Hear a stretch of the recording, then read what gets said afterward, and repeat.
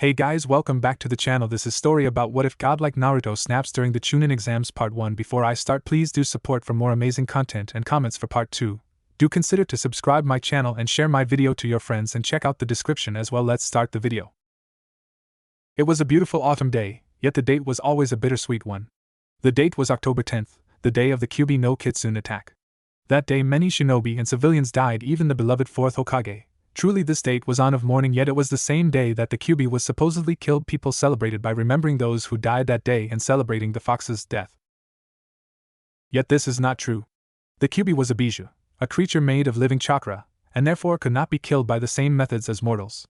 No, instead the 4th could only seal the chakra into the body of a newborn baby, but it came at the cost of the Hokage's own life. His last words asked that the boy be treated as a hero. The reinstated 3rd Hokage, Hiruzen Sarutobi, told the council of what happened to the fox and the 4th's dying wish, hoping that they would honor it, but the fools of the council demanded that the child be killed.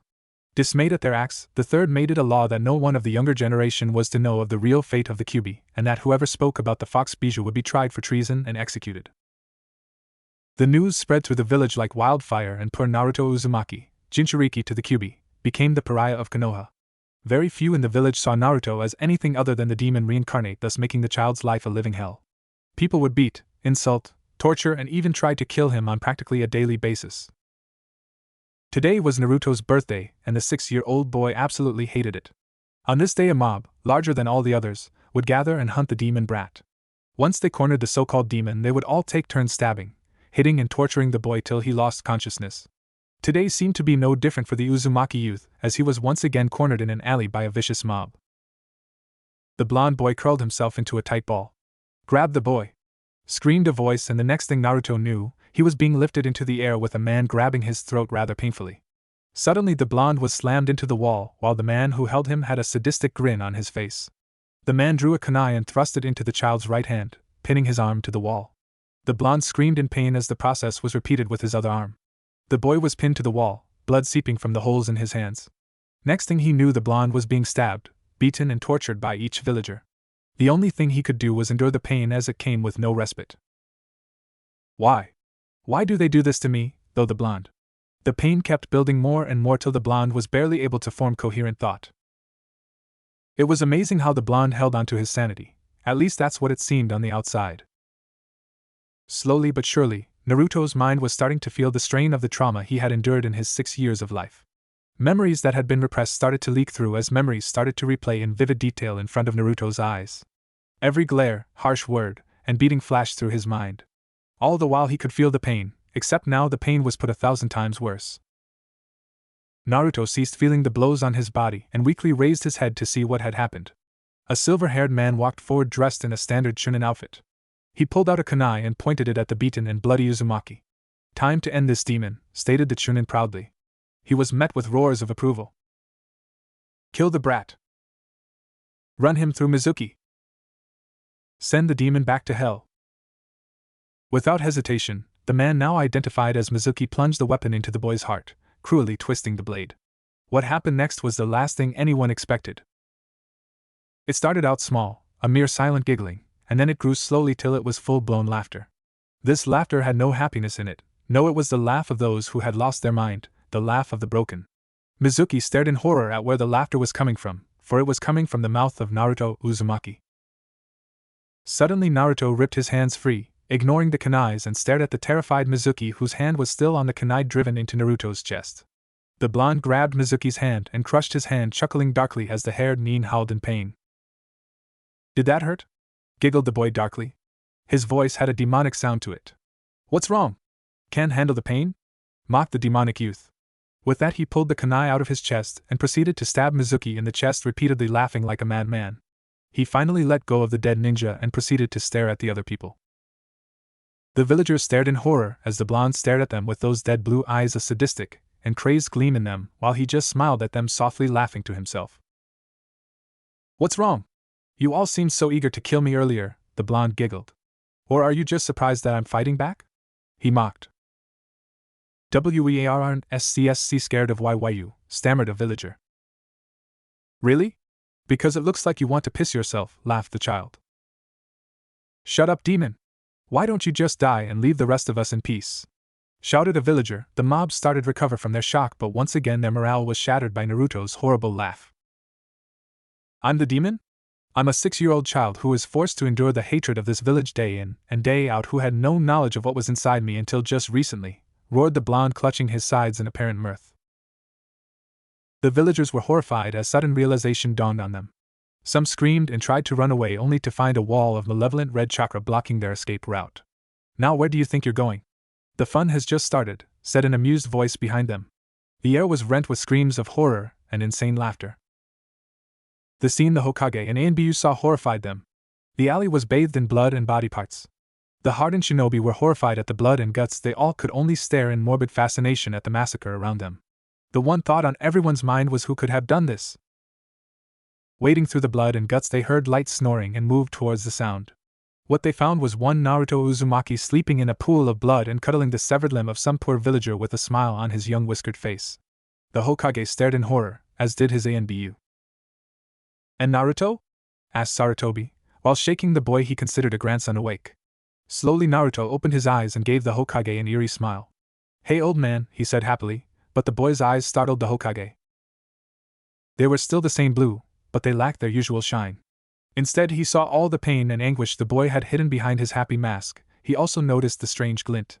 Besides all of this, Naruto's eyes looked dead to the old man. Naruto, what happened here? Asked the old man. He was worried about what had happened to his surrogate grandson. He shuddered at the sadistic smile that slowly overcame the boy's face. Don't worry, Gigi. I just decided to have some fun, giggled the blonde. Everyone was shocked at his words. Naruto? You did this? Inquired the ancient shinobi. The next words that came out of Naruto's mouth made the Hokage internally recoil from him. Of course, Hokage-sama. After all, they did break your law. After he said this, he gave a creepy smile to the old man. What do you mean, Naruto? Asked the old man, fearing the blonde's reply. The next 4 words made the Hokage realize that the happy Naruto Uzumaki he used to know was dead. I met my tenant, Naruto replied simply. 8 years later. Naruto was walking through the forest of death at around midnight.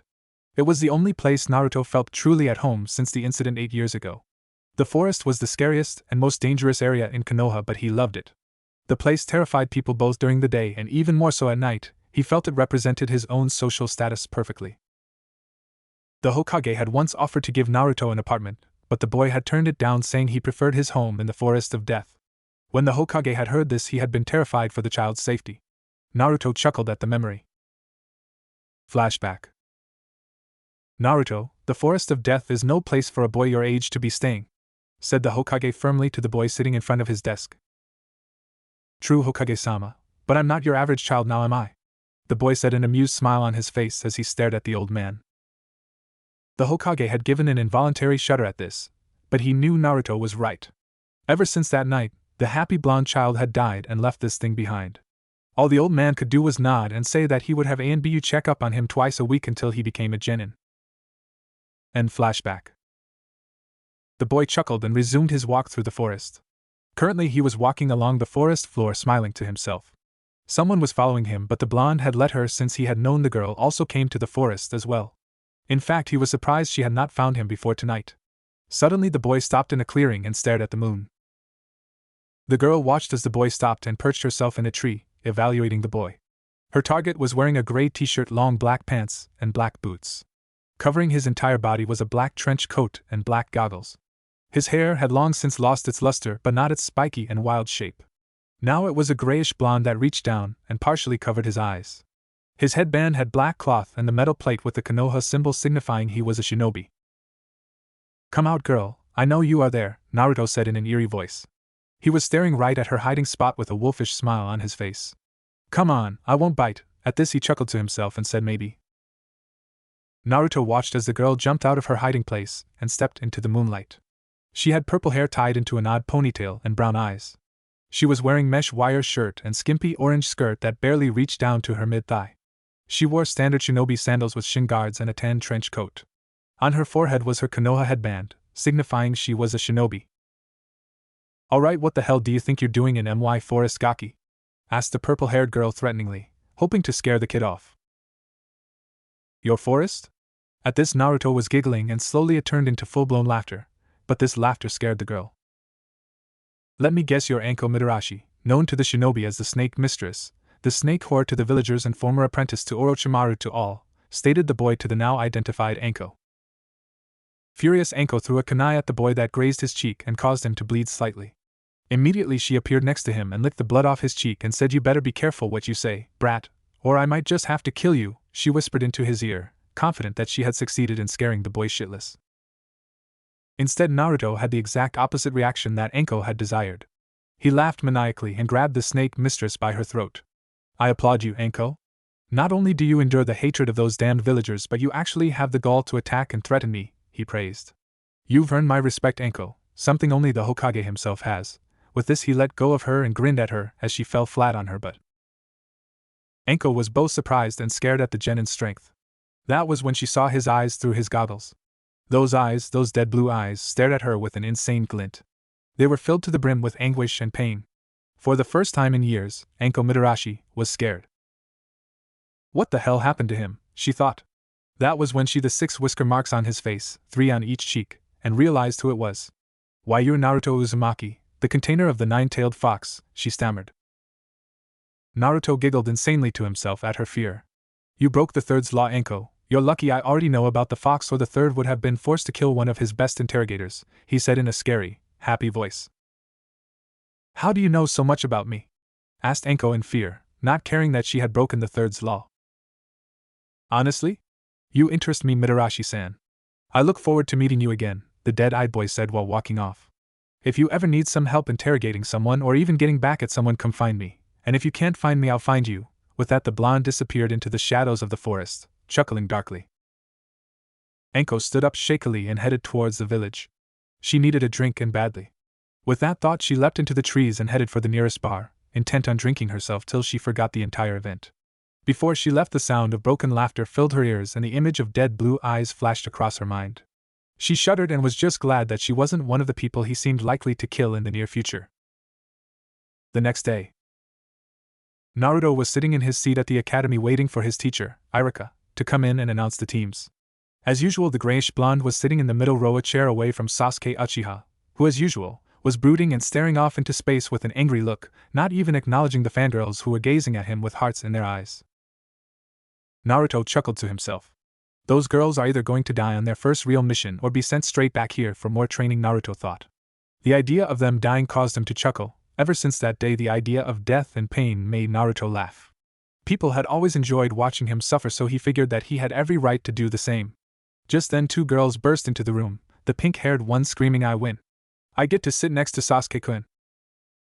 She then proceeded to march triumphantly up to where both Sasuke and Naruto were seated. She glared at Naruto with her arms crossed. Naruto ignored her, already knowing what she was about to do. "Move it, Naruto! I want to sit next to Sasuke-kun!" Sakura screeched. Immediately everyone in the room focused on the two. Every staring at Sakura was filled with pity, amazement, or just plain surprise.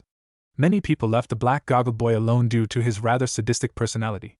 Everyone knew that Naruto enjoyed inflicting pain both mentally and physically on anyone. Naruto looked at Sakura with a cruel smile. "I will move, Sakura, if you can ask in a civilized manner, that is, of course, if your parents were able to get off their council asses long enough to teach you how to be civilized to other people," Naruto stated in a mocking tone. He was grinning at her in a crazed manner from ear to ear. "See, could YUPP please move so ICA can sit any next to Sasuke-kun?" asked a terrified Sakura. Had Naruto been anyone else, she would have slugged them for insulting her family, but she had heard the rumors of how he never slept, how he lived in a dark forest filled with monsters, and how he killed people in the most horrible of ways, all the while laughing. She had heard the rumors about his parents, how they were demons that loved to bathe in the blood of their victims. Many had asked their parents about the black-clad youth, and they had told their children to stay away from the demon child, confirming that Naruto was not human, not entirely anyway.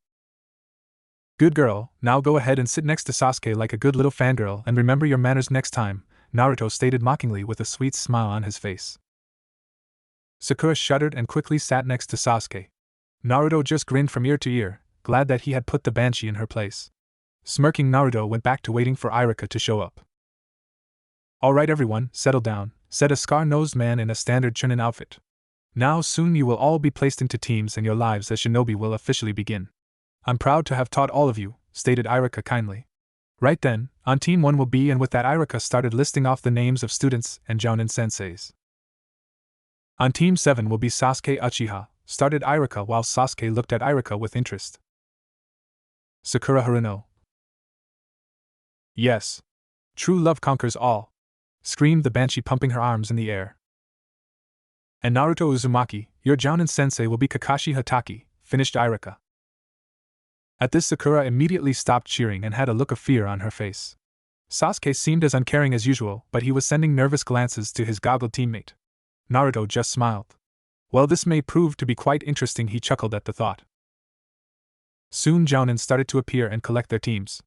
It was not long before only Team 7 was left.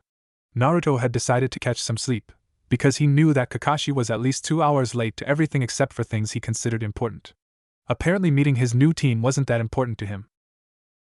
After 2 hours had passed, a silver-haired nin with his headband covering his left eye, half his face covered by face mask and standard Jounin attire appeared. The man observed his new team lazily. Let's see, I have the last Uchiha, his fangirl, and here his thoughts came to a screeching halt as he saw the final member of his team. Naruto gave the man a smirk and a small wave. The simple action caused Kakashi to mentally shudder. All right, meet me on the roof for introductions, Kakashi said, vanishing in a poof of smoke. Smiling his evil smile, Naruto headed for the roof, his teammates following behind him. Soon all three were seated around their sensei, who at the moment was leaning against the railing.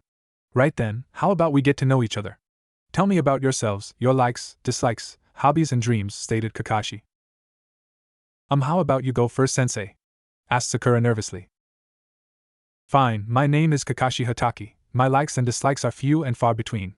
My hobbies are my own and I don't feel like telling you about my dreams, Kakashi answered with a nice smile. Sasuke and Sakura's sweat dropped and thought all we learned was his name, while their teammate just chuckled. You're up, Pinky, said Kakashi, pointing at Sakura. My name is Sakura Haruno and I like. She glances at Sasuke. My hobbies are glances at Sasuke and blushes, dreams for the future, glances at Sasuke and squeals. Any dislikes? Kakashi asked with a sweat drop. Emo pig, Sakura shouted. Okay, you're up, emo boy, said Kakashi to Sasuke. My name is Sasuke Uchiha. I have no likes and many dislikes.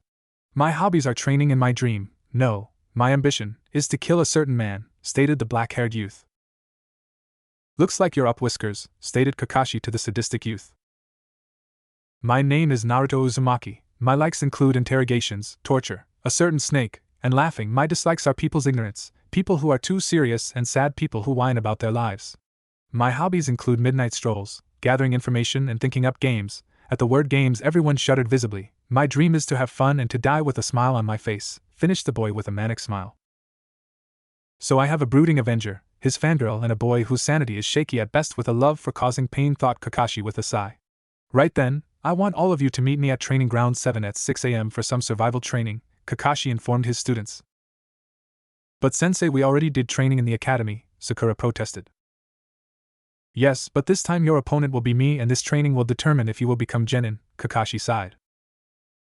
What? We already took the test to become Genin, Sakura screeched, clearly annoyed and confused. That test was made to weed out those who had the potential and those who didn't. This test will determine if you will become Genin and it has 66% failure rate, so remember, meet at Training Ground 7 at 6 and before I forget, here he paused for effect, skip breakfast unless you want to puke, he finished with an eye smile. Before his students could protest, the masked man disappeared in a poof of smoke. Soon after, Naruto stood up and left for his forest to prepare while Sakura and Sasuke watched him walk off. They could have sworn they heard him saying something about preparing for the fun that was sure to come, which made all of them shiver in fear. Just what was Naruto going to do tomorrow, and what kind of tricks did he have up his sleeves? They could only wait for tomorrow and hope that whatever it was, their sensei would be in one piece. You're late, Sakura yelled at the grayish blonde-haired boy, though due to her lack of sleep and food she wasn't as loud as usual. Am I? Well, better late than never. Besides, I don't see our sensei here, so I don't think it really matters, Naruto said in a mocking voice. With that, he proceeded to take out a weapon that nobody had seen before. It was a purple revolver with a black handle that could hold up to 6 bullets. On the handle you could see the picture of a grinning red fox head with yellow eyes. The gun had been a gift from Kyubi, or as he liked to call her, Vixen-chan.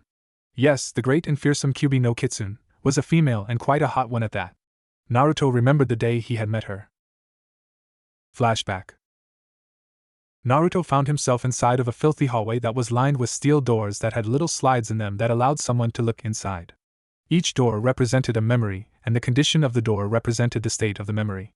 The entire place had the feel of an asylum to it, which Naruto absolutely loved. He walked down the hall and stopped before a door that had torn and ragged piece of paper on it with the kanji for seal. The piece of paper seemed to deteriorate more and more every day.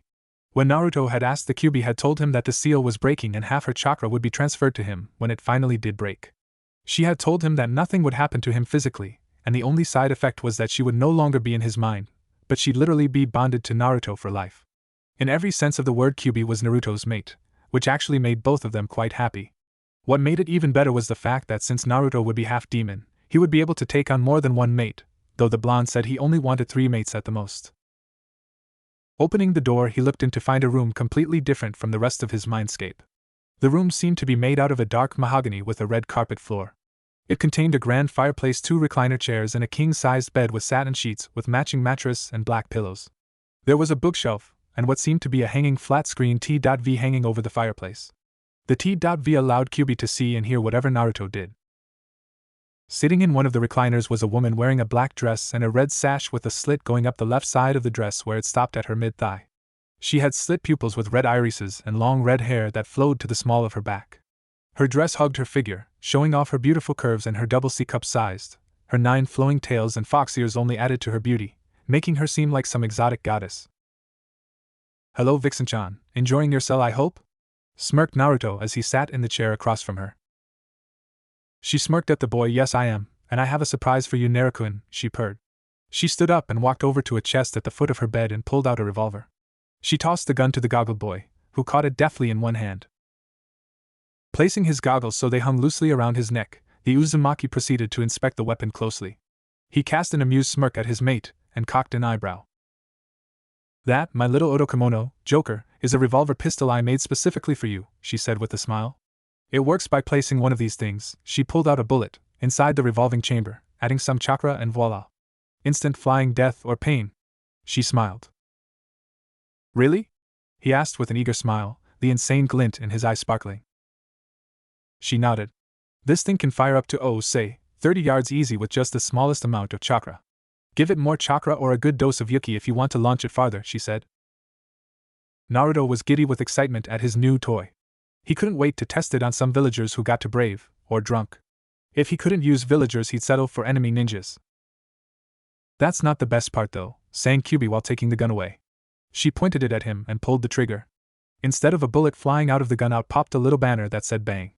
Naruto laughed insanely at this. He would definitely enjoy that feature. "Wait, there's more," she said. Naruto watched in eager anticipation as she pointed the gun at the wall and pulled the trigger again. The banner launched from the gun at high speeds and embedded itself in the wall with another banner coming out the back that said "HA." "Ha! Ha!" Naruto leaped out of his chair and kissed Kyuubi deeply before resurfacing with a pop. "Vixen-chan, this is probably the best gift I've ever gotten from you. Well, besides the sex, of course," exclaimed the insane young man. Kyuubi had giggled at this. "Soon, Naruto, soon I'll be out of here, and then we can really have some fun," thought the kitsune with a sadistic grin. Flashback end. Naruto laughed at the memory, and how he had tested that gun. Some ways away, several men in wheelchairs shivered. The pain from when their kneecaps had been blown off seemed to resurface. Some of those men still couldn't sleep at night without hearing the laughter and the bang of the gun that had crippled them. "Oi, what the hell are you laughing at, creep?" asked Sasuke. Naruto glanced at the Avenger, and a vicious smile spread across his face, threatening to split it in half. "Oh, nothing that concerns you," the blonde said. He was pointing his gun at imaginary targets, showing off the weapon to the Uchiha, wanting him to take the bait. "What the hell is that weapon?" Sasuke demanded, curious about the strange item in the black-clad boy's hands. "Hook, line and sinker," thought the blonde. "This? Oh, this is just something that if Itachi had, he could have eradicated your pathetic clan in half the time it took him," the sadistic boy said offhandedly. "You know, in all honesty, he left you alive. He probably wants you to avenge the clan or something like that. A complete and utter waste of time in my book," Naruto added, tapping the barrel against his chin in mock thought. "Give me that weapon," snarled an enraged Sasuke. He was pissed at him. A lowly commoner and orphan to boot would dare insult his clan and ambition like that. He wanted to take that weapon and kill both Naruto and Itachi. Something that powerful should belong to him. "You want this weapon?" Fine then, but first let me show you how it works, Naruto said with sadistic glee. Quick as a whip, Naruto fired off a round with a loud bang at Sasuke's head. The bullet lodged itself in the post behind a shocked and terrified Sasuke. The hole was mere inches from Sasuke's head and was still smoking. Now for a close-range demonstration, Naruto giggled. Slowly he strode over to where Sasuke was sitting, leaking off killer intent as he went. When he was mere feet from Sasuke, he lifted the barrel and pointed it right between the surviving Uchiha's head. Sasuke wanted to scream, wanted to run, but he couldn't move. He was rooted to the spot in fear. Sakura was in a similar position. They both watched in terror as their teammate approached Sasuke slowly. In slow motion they watched as Naruto pulled the trigger.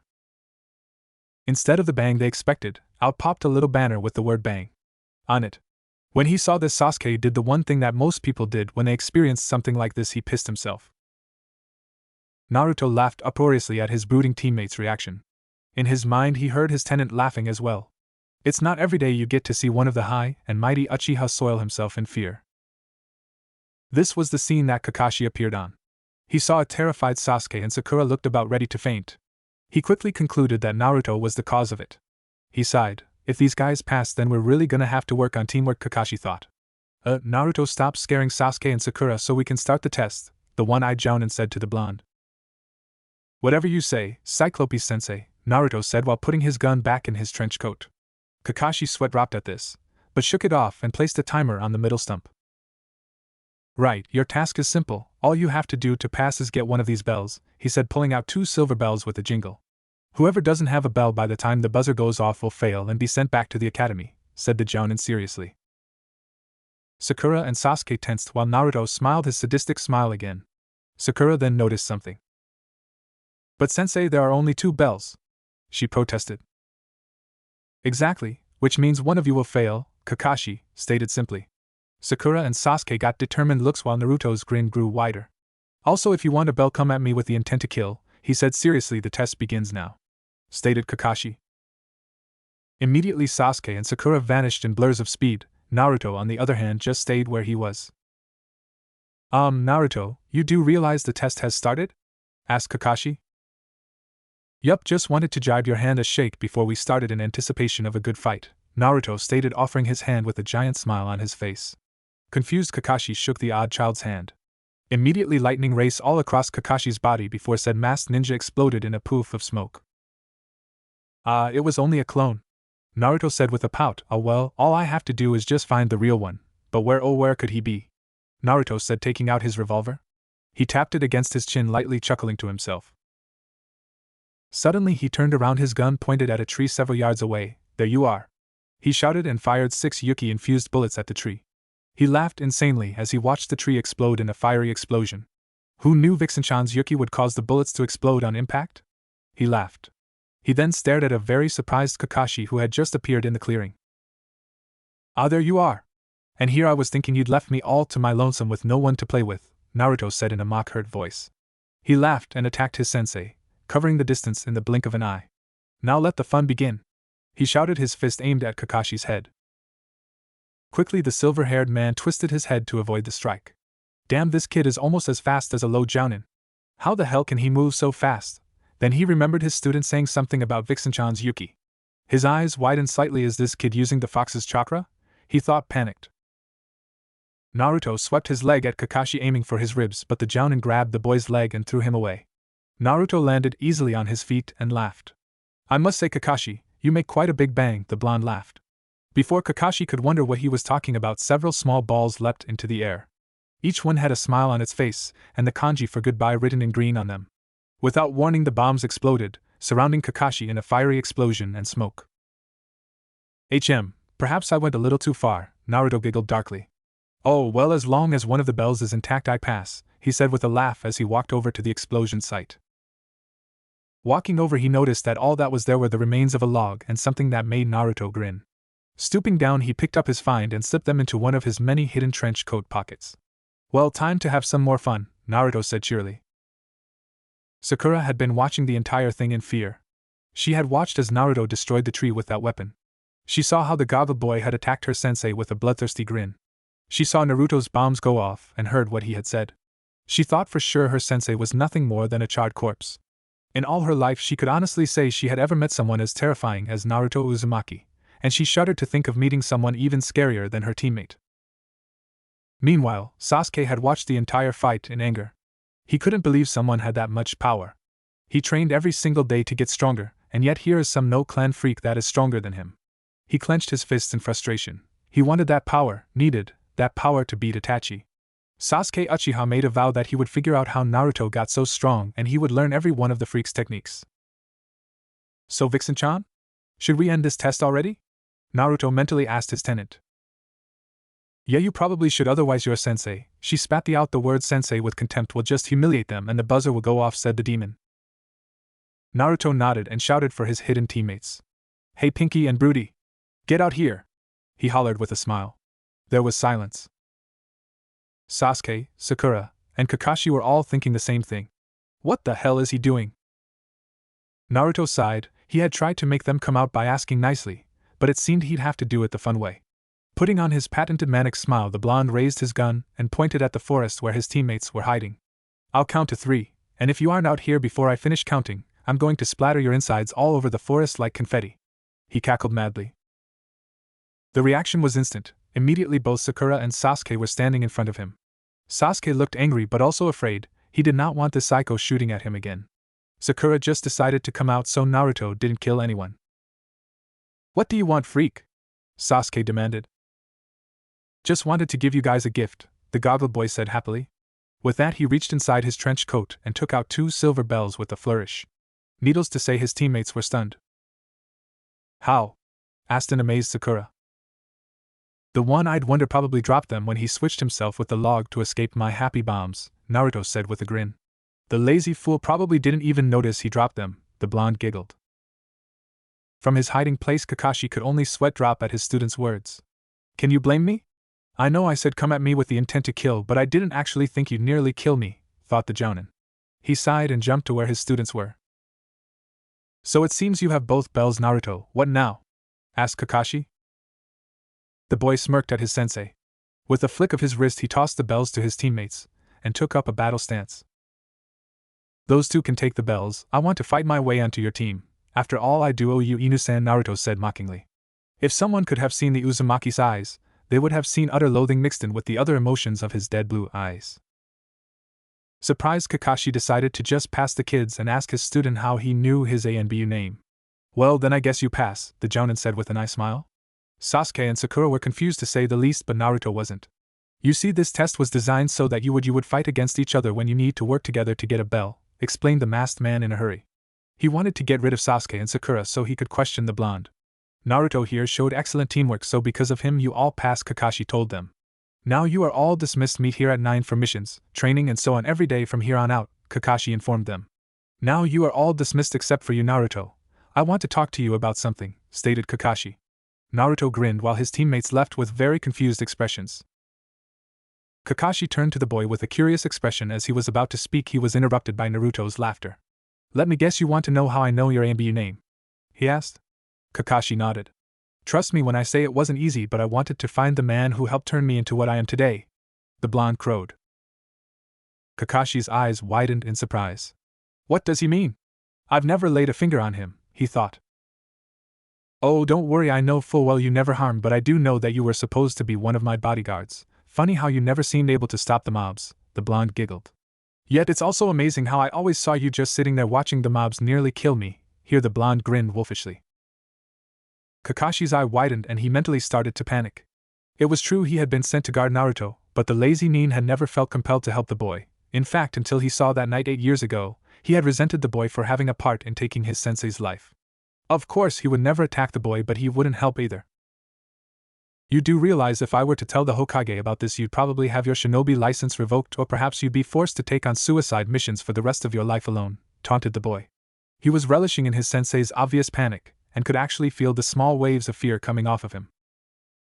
Naruto, I want to apologize for what I did. I didn't know. Kakashi tried to apologize but was stopped by Naruto's howling laughter. Didn't know? Didn't know? Oh, that's rich. Fucking rich. The blonde laughed. He tore off his goggles so Kakashi could see his eyes. You saw how I was treated. You knew how much people hated me, and you know full well the hell I went through. He screamed at the silver-haired man. Kakashi stared in horror at the boy in front of him. Many say that the eyes are the windows to the soul, and Kakashi could see that his soul was filled with pain and anguish. He also saw the utter contempt and insane gleam in those dead blue eyes.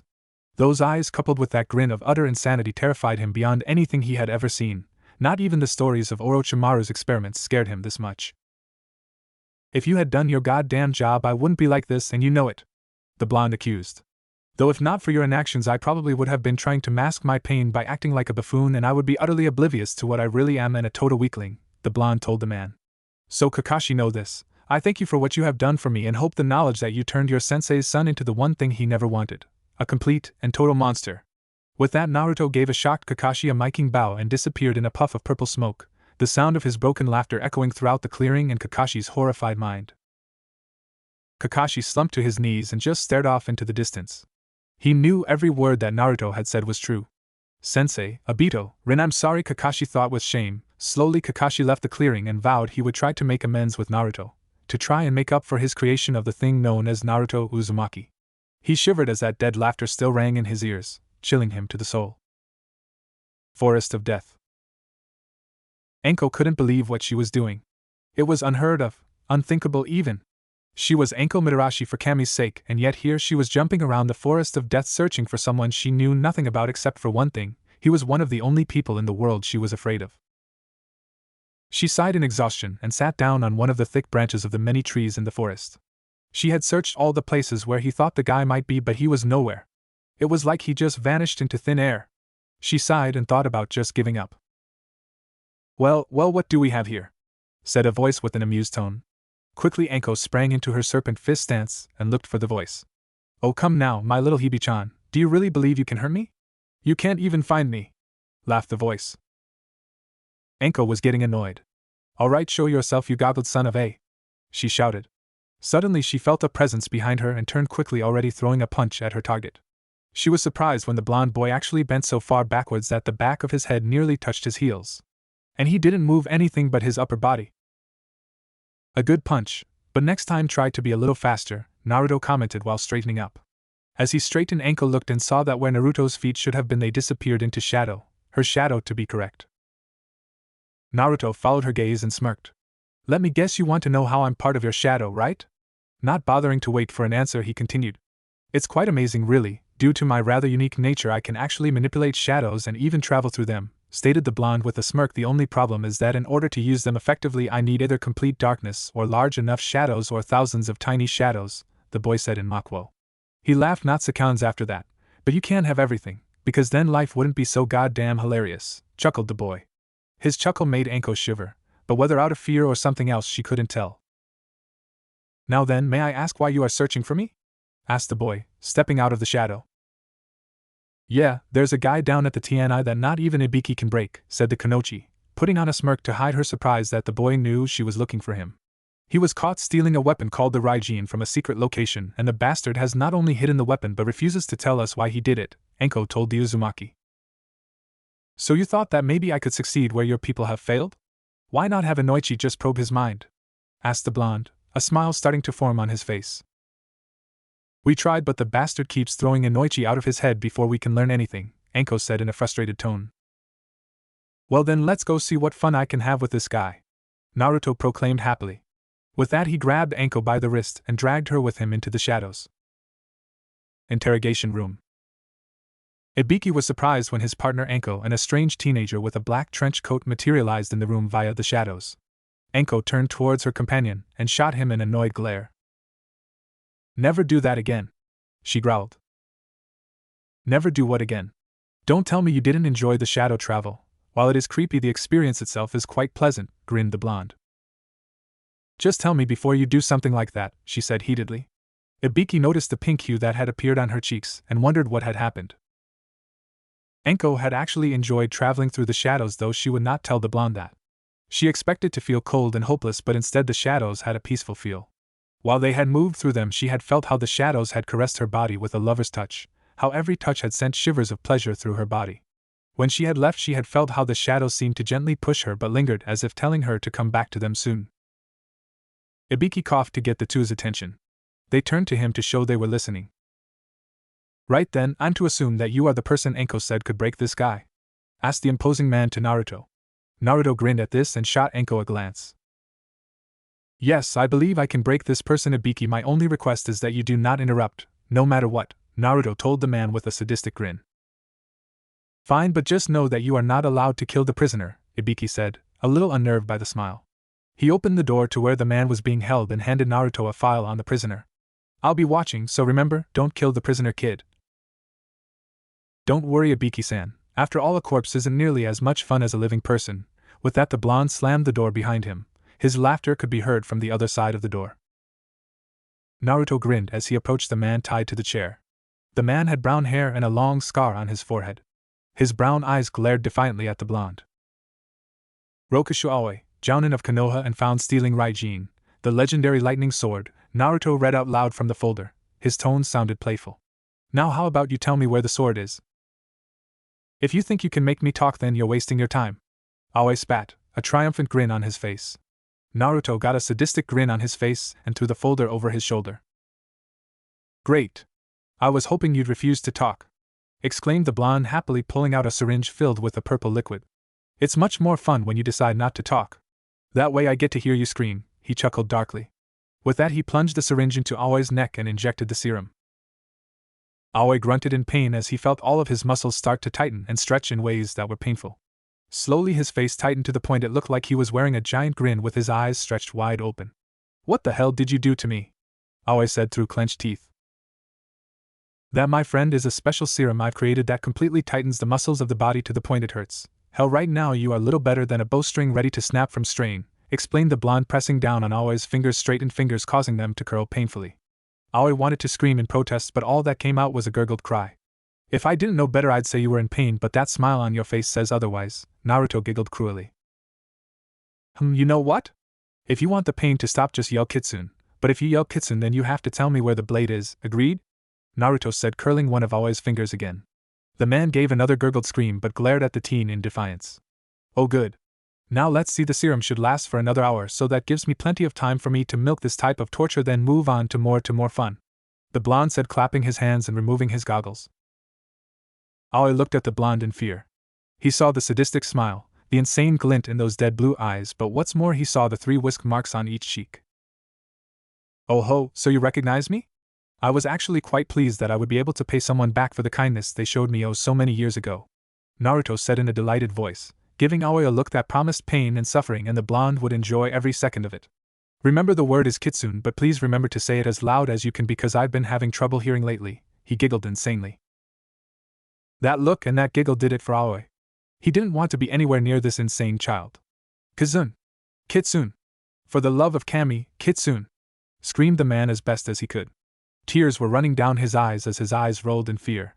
I hid the blade inside of an abandoned shack in the forest near the memorial stone, he shouted. The paralyzing effects seemed to have worn off, and the man was now thrashing desperately to get away from Naruto. The blonde just smirked and left. Anko and Ibiki could not believe what they had seen. Here was a genin that had just broken a jounin in no less than 20 minutes. Ibiki was impressed while Anko was both impressed and somewhat in awe of the boy. Said boy walked up to them and gave both ninja a wolfish smile. I must admit, I thoroughly enjoyed myself, stated the blonde, snapping the two back to reality. If you need help, then here's my card and you know where to find me, Anko, stated the boy, tossing Ibiki a card. The man caught the card and was slightly confused at it. It was a regular playing card, a joker to be exact. The odd thing about it though was that on the back of the card was the kanji for fox in green ink. Looking up, he saw that Naruto was gone and a single purple rose was left with a note. Curious, Anko picked up the rose and found it was addressed to her. The message read, "Till next time, my Hibiheim." Anko quickly hid the flower before Ibiki could see. So what did the flower say? Ibiki asked. Nothing, let's just get this guy back to his cell and report to the Hokage, Anko said quickly, avoiding eye contact with her partner. Confused, Ibiki just shrugged and went inside to retrieve the whimpering Aoi. Next day, Kakashi sat in a tree observing the target his team had been ordered to retrieve again. This was the 3rd time today, and the team was getting tired of it. He sighed and was just about to contact his team when something happened. Out from the foliage burst some kind of giant dog with brown fur and black spots. The dog was about the size of a pony but had double the bulk. Sitting astride this behemoth was none other than Naruto Uzumaki. Time to die, you hairy bastard! yelled the blonde with a giant smile. The hairy bastard in question dashed off into the forest in pure fear. Naruto just laughed. Shanzi. Lunchtime. With that, the hyena gave a barking laugh and raced after its prey. Kakashi quickly raced after the two with Sasuke and Sakura right behind him. I thought he was joking when he said he was going to feed that cat to his hyena, Sakura yelled, both annoyed and terrified. Let's just hope Naruto remembers not to kill Tora, Kakashi stated lazily. Though in all honesty I wish that cat would die already, thought the silver-haired man. Sasuke seemed to be thinking the same thing. The team quickly found Naruto and his hyena, Shanzi, inside a clearing, but there was no sign of the cat Tora. Naruto was leaning against the beast's side with a very satisfied smirk on his face. The hyena also seemed satisfied and was picking its teeth with its claws. Naruto, Kakashi started slowly. Where's Tora? He asked, fearing the worst. Naruto grinned. If you're wondering where that fur ball is, she's not dead. Here, he giggled. Yet of course. Then where is Adobe? Sasuke demanded. Shanzi growled at the Uchiha, but Naruto waved him down. Shanzi ate her, and we've got about 30 minutes till the cat is digested. After that we wait for nature's call, Naruto stated happily, giving Shanzi a scratch behind his ears. Sakura looked horrified, Sasuke seemed disgusted, and Kakashi was impassive as always. Well then, let's get moving. The Hokage's office is a good 10 minutes away, and I'm sure Tora could very well die of suffocation or fright as easily as digestion, Kakashi said with an eye smile. Kakashi then turned to leave when he heard an audible gasp from Sakura. He looked to see she was pointing at where Naruto was. He turned to see Naruto and his hyena were gone, with only a few tendrils of shadow showing where they had been. Kakashi sensed around for Naruto's chakra signature, but he couldn't sense him anywhere. His eye widened in realization that Naruto must have used some sort of Shushin technique. Where on earth did he learn that technique? Thought Kakashi. Once again Sasuke seemed to be thinking the same thing, but he had a very annoyed expression on his face. Hokage Tower, Mission Room. The Hokage was staring at the blonde before him with a stoic expression. Everyone else in the room seemed to be horrified, and the fire daimyo's wife seemed to be ready to have a nervous breakdown. Naruto just grinned while he leaned and a bored-looking Shanzi. So, let me get this straight, started the Hokage. Your summons, Shanzi, has eaten Tora but has yet to digest said cat? He asked. Mama was right, I really need to chew before I swallow, stated the hyena with a slight grimace. Case of indigestion, big guy? Asked Naruto.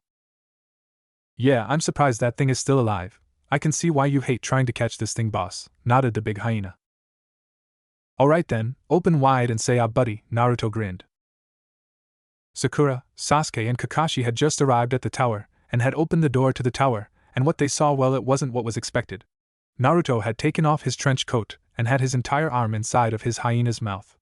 At some points he would pull out various objects, and some of the objects caused some to feel nauseous and others to just stare in amazement. Behind Naruto was a growing pile of various objects and bones, all of them coated in saliva and or bile. Currently there seemed to be at least 3 skulls, several femurs and arm bones, an entire cow ribcage, a golden chalice encrusted with diamonds, several kunai and shuriken sets, and a copy of Ika Ika Paradise. Is that my book? Asked an amazed Kakashi. I thought I lost that in my last spar with you. That book was a limited edition copy signed by Jiraiya himself, said the ninja frantically. Aha! There you are, you little bugger! Shouted Naruto triumphantly. With a tug he yanked out a very terrified and saliva-soaked Tora.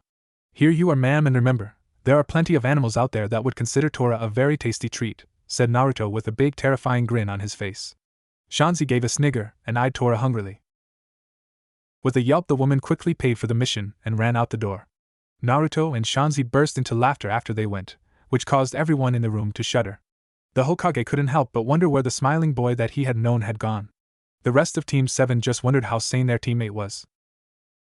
After some time Naruto turned towards the Hokage. So old man, you got any more missions for us? Preferably something a little more challenging, asked Naruto with an amused smirk. Well, I do have several more DRA dash. He was cut off by a rather annoyed bark from Shanzi. What the hell, old man? Give the boss a better mission than those damn D-ranks. Growled out the hyena. An alpha like him doesn't deserve to be doing other people's chores, especially not these damned villagers.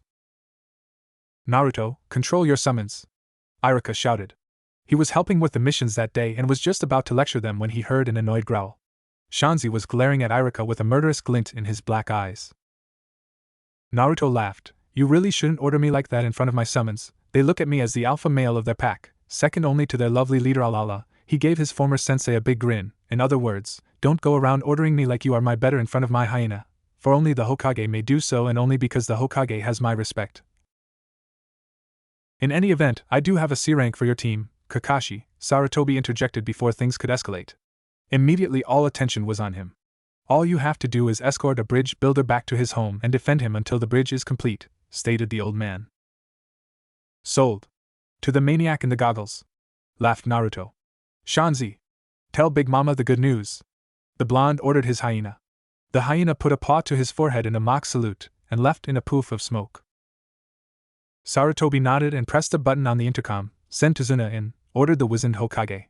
Not minutes later an old man wearing traveler clothes and a sake bottle in hand appeared. He stumbled a bit, and looked over his team. This is the ninja that will defend me? Tazuna slurred, obviously drunk. They look like a bunch of worthless brats. And what's with the one with the creepy smile? He looks like a demented clown. In response, Naruto just walked up to the man with an open hand. Sir, I can assure you that this clown is more than competent, so how about we shake hands and get this mission started on the right foot, HM? Asked the blonde with a pleasant but eerie smile. Shrugging, Tazuna reached out a hand and the next thing he knew he was on the floor in crumpled heap courtesy of about 5,000 volts of electricity. Naruto laughed insanely at the electrocuted client, and walked out of the office. Kakashi sighed and helped the client to his feet. It would be wise if you refrained from insulting Naruto, warned the one-eyed Nin. Tazuna just nodded dumbly. This is going to be a long trip, Kakashi mentally groaned. The sun was high in the sky as Team 7 and Tazuna proceeded down the road to Wave Country. Currently Naruto was out in front looking for something to do, preferably something to kill. Sasuke was next to Tazuna with his hands in his pockets and glaring at the world. Sakura was talking with Tazuna about Wave while Kakashi took up the rear with his nose buried in his book. Suddenly Naruto spotted a puddle and a smile slowly started to form on the blonde's face. Time to have some fun, Naruto thought with a dark chuckle. Slowly the blonde reached into one of his many hidden pockets and drew out several of his happy bombs. As he passed the puddle he deftly flicked his wrist and the explosives landed in the puddle. The following explosion kicked up a bunch of smoke and dust, and once it cleared there were two figures wearing gas masks, tattered cloaks and had kiri headbands with slashes through them. Each ninja was wearing a large clawed gauntlet that connected them together via a bladed chain. Currently both brothers were battered and bruised from the explosion, and one of them appeared to have severe burns all over his left side. The Demon Brothers. Now this mission just got interesting, Naruto yelled while charging the Kiri Nuke Nin. Quickly the two missing Nins wrapped their chain around the charging boy. One down, said one, and with that the brothers yanked their chain and the Uzumaki boy was ripped to bloody shreds. Team 7 watched in morbid fascination as the remains of their teammate hit the ground with squishy thuds. Next one, stated the one on the right. With that they charged towards Tazuna with their chain held taut, the metal gleaming off the blades in the sunlight, soaked with the recent blood. Suddenly a kunai had pinned the chain to a tree and Sasuke immediately appeared on the weapon's hilt and delivered a devastating kick and punch to the brothers on the left and right respectively. Immediately the brothers released their chain, one going after Sasuke and the other charging towards Sakura and Tazuna. Before the one attacking Tazuna and Sakura could do anything, Kakashi appeared and knocked him out with a chop to the back of the neck. After tying his adversary to a tree, Kakashi turned to see Sasuke was having trouble with his opponent. The Uchiha ducked under a swipe from the Kiri Nin's gauntlet but was thrown onto his back from a straight kick to the face, a crunching sound ensuring his nose had been broken by the Demon Brother's kick. From his position he could only freeze in terror as he watched the Nuke Nin bring his clawed hand down for the killing blow. However, there was a loud crack and a look of surprise appeared on the Demon Brother's face. Slowly the Nin's eyes rolled back into his head and he fell to the ground, his blood pooling out beneath him. Sasuke stared in shock at the body, then looked up to see a smirking Naruto with his gun pointed up in the air, the barrel smoking from the shot. The gray blonde gave a mocking smile to the Uchiha and said, "What? Fox got your tongue the watery chicken?" Sasuke looked at Naruto with a look of shock that he was alive. This caused the Uzumaki to laugh uproariously at him, which in turn caused Sasuke's shock to slowly turn into anger and frustration. He grabbed his nose and snapped it back into place with a pained grunt and started to fix his nose while he glared at the blonde. Sasuke slowly got up and continued his one-sided staring contest with the blonde while Sakura stared in shock. "How the hell are you alive?" screamed Sakura at Naruto. Said blonde cleaned his ear with his pinky for a moment, and then went over to his so-called remains. "Kai," the blonde said with a smirk. Immediately the bloody chunks that looked like Naruto's remains poofed before revealing the mutilated carcass of a pig. Everyone stared in shock as Naruto picked up the pig head and started throwing it between his hands absent-mindedly, much to the disgust of everyone. If you haven't figured it out yet, Miss Pink, I replaced myself with a dead pig, Naruto chuckled while he started to play hacky sack with the head, bouncing it off of his feet and other body parts, even his head. Keeping his lazy facade up, Kakashi looked to his student and asked, "Where did you get a dead pig, and why?" Naruto balanced the head on his knee while he cupped his chin in mock thought, his other hand resting inside a trench coat pocket. Maybe because a henge dead pig is more convincing than a log? Suggested the boy with a grin. Kakashi mentally agreed with the boy on that. Hell, he himself had thought Naruto had been ripped to shreds by the demon brother's attack. Good point, but where did you get the pig? He pressed. Naruto grinned and pulled his hand outside of his pocket, withdrawing a scroll that had a skull with a big grin, smoking a cigar and wearing a party hat etched onto it. He tossed it to Kakashi, who deftly caught it, with a curious expression. Unrolling it, he found the words victim written in black kanji inside the scroll. There were several red X's going through some of the kanji. The gray-haired Nin quirked a brow at Naruto, expecting an explanation from his student. Each kanji is a storage seal with a carcass in it, and the red X going through it shows that I used it, the crazed genin explained with a bright smile while kicking the pig head extremely hard, a sickening crunch being heard. The head flew through the air and slammed into a tree, splattering blood all over the bark. "Goo-oh-ee-all!" yelled the blonde, standing ramrod straight with his hands in the air, a maniacal grin on his face. Everyone just stared in morbid fascination at the blonde, wondering how far off the deep end he had gone. "So you just carry a scroll full of dead pigs?" Sasuke asked with a disbelieving look. "Who said they were all pig carcasses, team?" Naruto asked with his head tilted to the side and a toothy grin on his face. His goggles flashed briefly in the light, revealing blue psychotic gleamed eyes with a slit black pupil.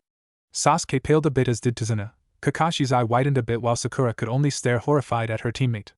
A whimper was heard and everyone turned their heads to see a very terrified Meizu. Meizu had woken up in time to see his brother be killed by this strange child.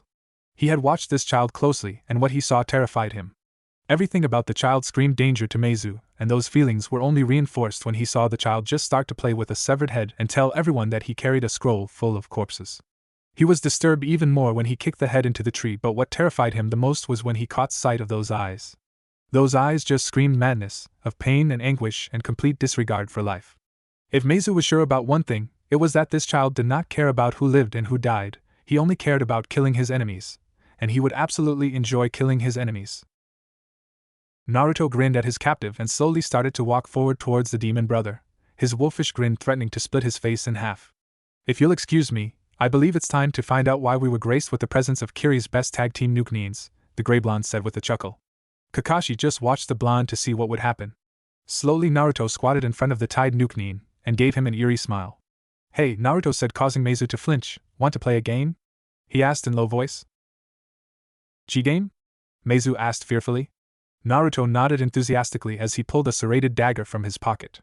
The dagger was simple in design, a simple leather-wrapped hilt, and a silver blade with the sun glinting off of the serrated edges malevolently. "Yes. A game," Naruto said happily, causing everyone to shiver in fear, especially Meizu, who could only watch the dagger in fear. "The game is called Which Organ Did I Just Stab?, and all you have to do is say which organ I just stabbed. If you're wrong, then I slowly remove the blade and stab it again, but slowly. However, if you're right, I'll pull it out quick and leave it alone," Naruto stated with a mad cackle. "Now, if you don't want to play the game, just yell Kitsune and answer all my questions, understand?" Naruto asked. Meizu just whimpered in fear but gulped and said, "I am not telling you anything," Meizu stuttered. "Then let the games begin," Naruto yelled happily and immediately plunged the dagger straight in between Meizu's ribs. Meizu screamed in pain while Naruto stared at him. "Now which organ did I just stab?" asked the insane genin. "Liver?" asked Meizu painfully, hoping beyond hope that he was right. "Nope, gallbladder, though you were close," Naruto said in a sing-song voice. "Now for the fun part," he said while slowly removing the serrated blade from the nin's gallbladder. Meizu started to grunt and whimper in pain as the blade slowly edged out, centimeter by painful centimeter, inch by bloody agonizing inch. When the blade finally came free, Meizu gave a loud yelp and began panting as if he had been running for 3 days straight. He watched as Naruto once again placed the blade on his chest, only this time the blade tip was a couple centimeters from the first stab wound. Slowly Naruto began to worm the knife into Meizu's skin, and the demon brother started to once again cry out in pain. "Kitsune!" he screamed, while Naruto suddenly stopped and cupped a hand around his ear. "What did you say?" asked the blonde with a smirk while he pushed the dagger further into his victim, much to the demon brother's horror and pain. I said Kitsune. Please dear Kami stop, I'll tell you anything. I'll tell you about my mission, the Mizukage, even the color of my underwear. Just stop, please just stop. Meizu said in a broken voice with tears coming down his face. With a satisfied smile, Naruto quickly yanked the dagger out and smiled at his prisoner. Great. Now first off, who sent you? Questioned Naruto, and soon the blonde and everyone knew about Gato, the bridge, the economy in Wave, and even about Zabuza and his accomplice. They even learned about the war in Kiri. Needless to say, Tazuna was more than a little uncomfortable. Naruto gave a wolfish grin and said, well, thanks for the info, buddy, but now you have to go bye-bye. Before Meizu could ask what that even meant, Naruto had pulled out a sledgehammer from seemingly nowhere and literally crushed the man's head like a grape, his blood, bone and brain matter flying all over the place. Now that's a juicy a tomato, Naruto said in a crazed Italian accent. What the hell is wrong with you? Screamed Sakura, now truly terrified out of her mind at her teammate. Everyone was thinking the same thing except for Kakashi, who could only look away, knowing full well what Naruto had become. Naruto turned to the girl while shouldering his hammer, a confused look on his face. What do you mean exactly? Because otherwise you're just being too broad, Naruto stated. I mean, first you say you have corpses in a scroll that you use for kawarimi, then you torture a guy while saying it's a game, and when he gives you all this information you kill him by crushing his head. If that wasn't disturbing enough, you are actually laughing and making jokes about it like it's nothing. The girl screeched. She was wondering just what in the name of Kami would cause someone to be like this. For a second Naruto looked at her, then without warning he burst into a fit of laughter. He was rolling on the ground and holding his sides because he was laughing so hard. After he calmed down he wiped his eyes and stared at her. Are you serious? The smartest girl in the entire class has no idea why I am the way I am. Do you seriously not know what it is to be a ninja? Oh, that is just too funny, Naruto proclaimed, going into another fit of giggles. What the hell is that supposed to mean? Sakura exclaimed, obviously annoyed. I mean, ninja are expected to do this on a regular basis. If you want to survive in this world of shinobi, then you will be expected to kill, torture, and even seduce people, all for the sake of protecting the village and completing the mission, Naruto said with a grin. After seeing Sakura's shocked look he laughed once more. Did you really think this job would be easy? That you wouldn't have to do things like this? I am just simply making sure I stay alive, and that means showing no mercy, getting as much information I can get any way I can, and as for me laughing and making jokes here, he paused and grinned evilly at Sakura. You'll find out soon enough, unless of course you die during this mission, Naruto chuckled. Are you saying you'll do the mission? Tazuna asked. Does a bat fly in the dark? Of course I'm doing the mission. The chance to fight Zabuza is just too awesome to pass up, Naruto said with a giant grin. Besides, I don't like people like Gato. I hate people that use others and cause innocents to suffer. At this everyone stared at the blonde strangely. What? I may be considered evil and a nut, but I only kill and harm enemies, people who have wronged me and those who deserve it, Naruto said with a mock-hurt look. Then why did you nearly kill Sasuke-kun with that gun? And why would you always harm some of the other kids at school and insult me and Ino? Sakura demanded angrily. Naruto laughed, except this time it wasn't mocking or terrifying but genuine laughter. First off, Sasuke has insulted me on a regular basis and is an arrogant ass. Second, you and Ino have insulted me as well, and not only that, but both of you are shallow fangirls who need to grow up. And lastly, the only children I harmed were those who tried to hurt me and those who have insulted me. Besides, I even caused several bullies to actually stop being bullies, Naruto stated while giving both Sasuke and Sakura mocking grins. Well, what do you two think we should do? Move on with the mission or abandon it? Kakashi asked. Sasuke just grunted and gestured that he would go. Sakura immediately followed Sasuke's lead, despite her fear. Once again the team headed out for Wave. Next day, forest near a lake, 2 miles from Tazuna's home. Team 7 and Tazuna were currently walking down a path when Naruto suddenly tossed a kunai into the tree line with lightning reflexes. Investigating where he had thrown the thing, Naruto frowned upon seeing his kunai had killed a white rabbit by going through its neck. Naruto, what the hell?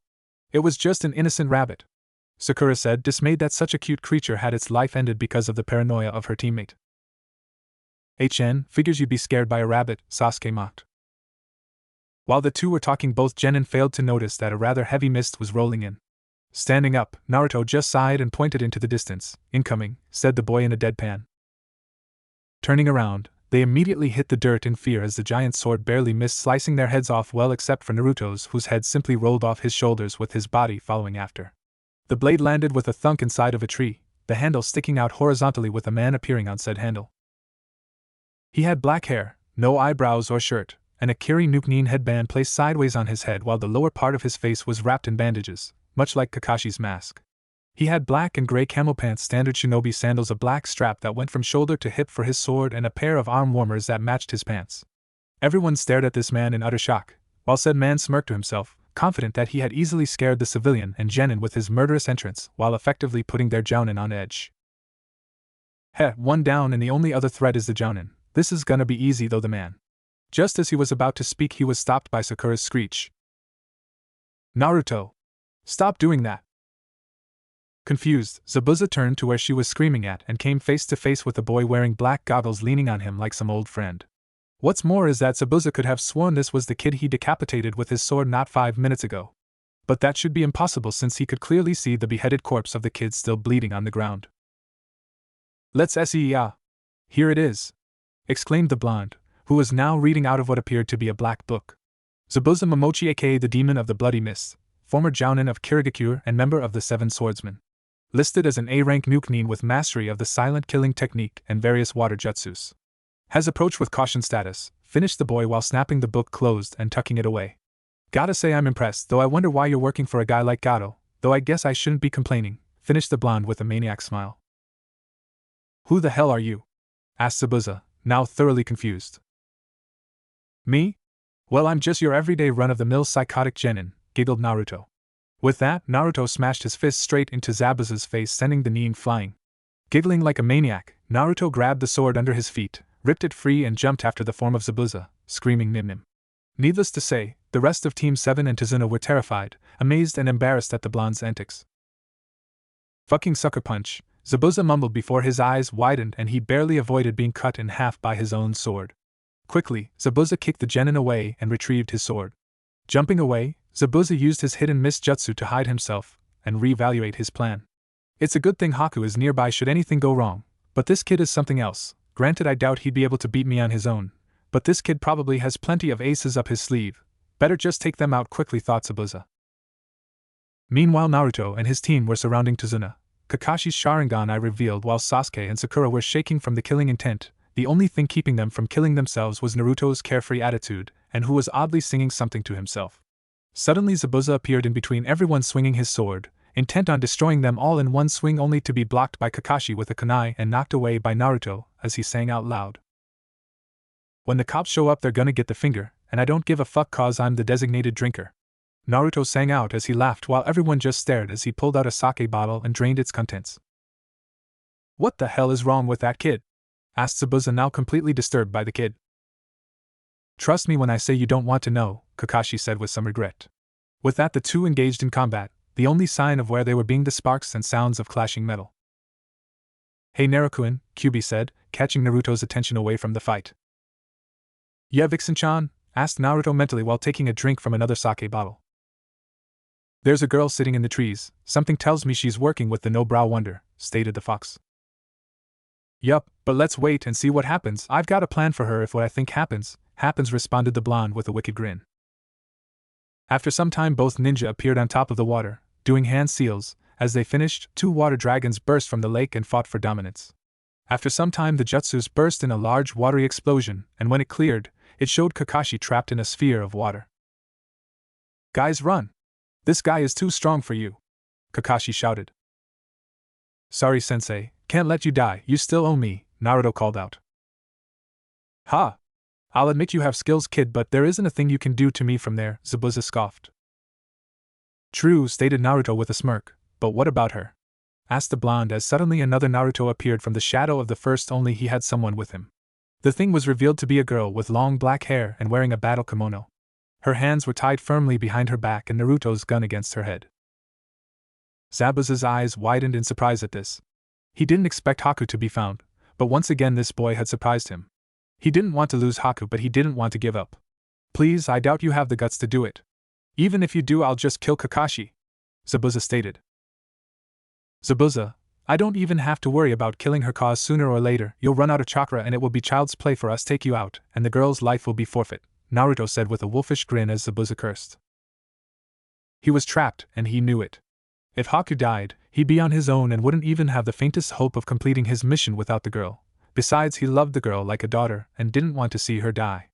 Sighing, Zabuza glared at the blonde. What do you want, kid? Naruto smirked. First release Kakashi, then come over here cause I've got a proposition for you, called out the blonde. How do I know you won't all kill both of us as soon as I release Hataki? Zabuza called out. He may die, but he wouldn't be killed because of false promises. Because Hataki owes me, and if he does, I tell the Hokage everything, Naruto said with a smirk as Kakashi looked away in shame. As for Sakura, she's not a threat, and if Sasuke tries anything, well, suddenly another clone appeared out of Sasuke's shadow, the dagger from earlier tickling the Uchiha's throat. Naruto snickered as he continued, I doubt he'll try anything. Zabuza though for a moment, then released Kakashi as the two then approached shore. Soon both were standing in front of the blonde, Kakashi giving Naruto a small glare. What? Asked the blonde. Would you please remove your clone from Sasuke? Asked Kakashi as he saw Sasuke shaking slightly. No problem, Naruto answered as the clone poofed away. Sasuke sighed in relief and sent a glare at Naruto, who just shrugged his shoulders and turned back to Zabuza as his other clone released Haku. So what's this deal of yours, Gaki?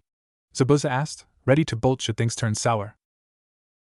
Simple, you help us get rid of Gato, then you come back to Konoha with us to become Leaf Ninja, Naruto stated as everyone got a shocked or confused look.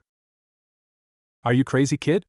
I'm a missing nin, and not only that but a swordsman of the mist. As soon as Kiri finds out, they'll be calling for Konoha's blood, Zabuza stated while Naruto laughed.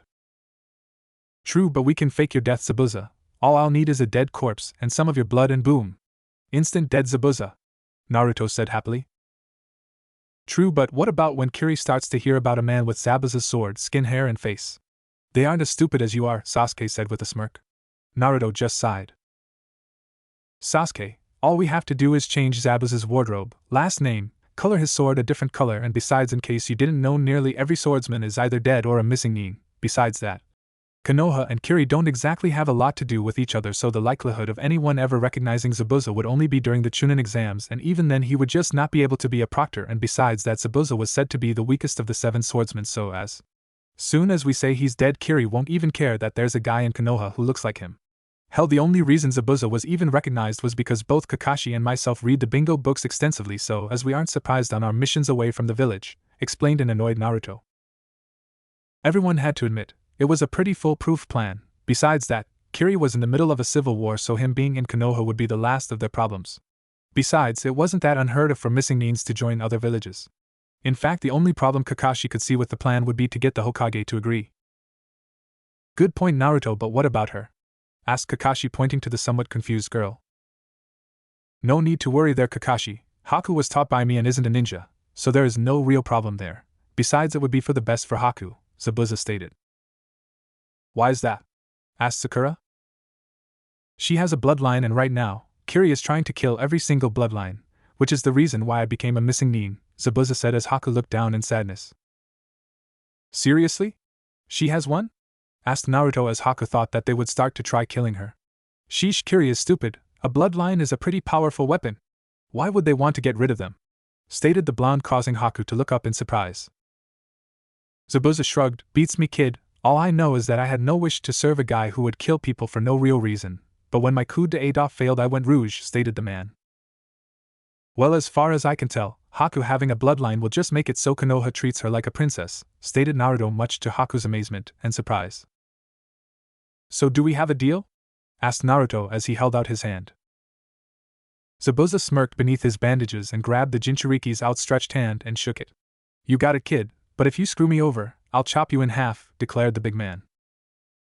Naruto smirked back at the man. Same to you, my friend. On that note, Team 7, Tazuna, Haku and Zabuza headed for Tazuna's home with said bridge builder, now wondering what the hell just happened. Oh, make. Kakashi had just defeated Zabuza and was now about to deal the death blow. Can that I see the future? Asked Zabuza. Yes, and yours is death, stated Kakashi calmly. Without warning, Zabuza hit the ground dead, with several sanbans sticking out of his neck. Suddenly, Haku appeared with her mask on. Thank you for we, she was cut off by Kakashi. What the hell, man? You just stole my kill, you jerk, Kakashi said in an annoyed tone.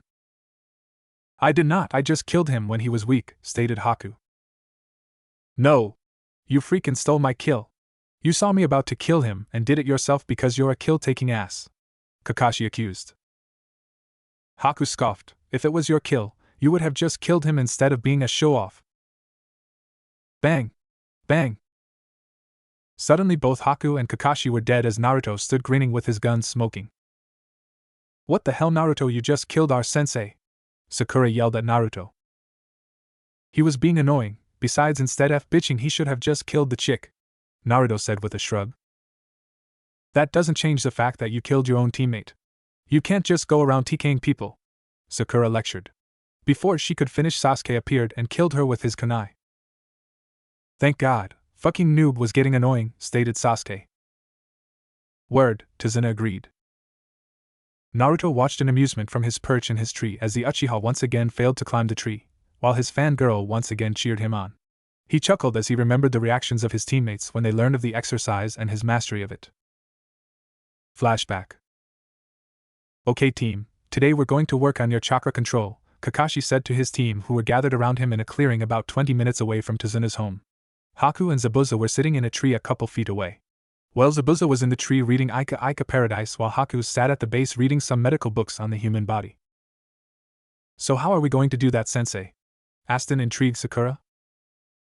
Simple, we are going to climb trees, Kakashi said with a nice smile, while both Sasuke and Sakura sweat-wrapped at his statement. Naruto just picked his teeth absent-mindedly, completely disinterested with the topic.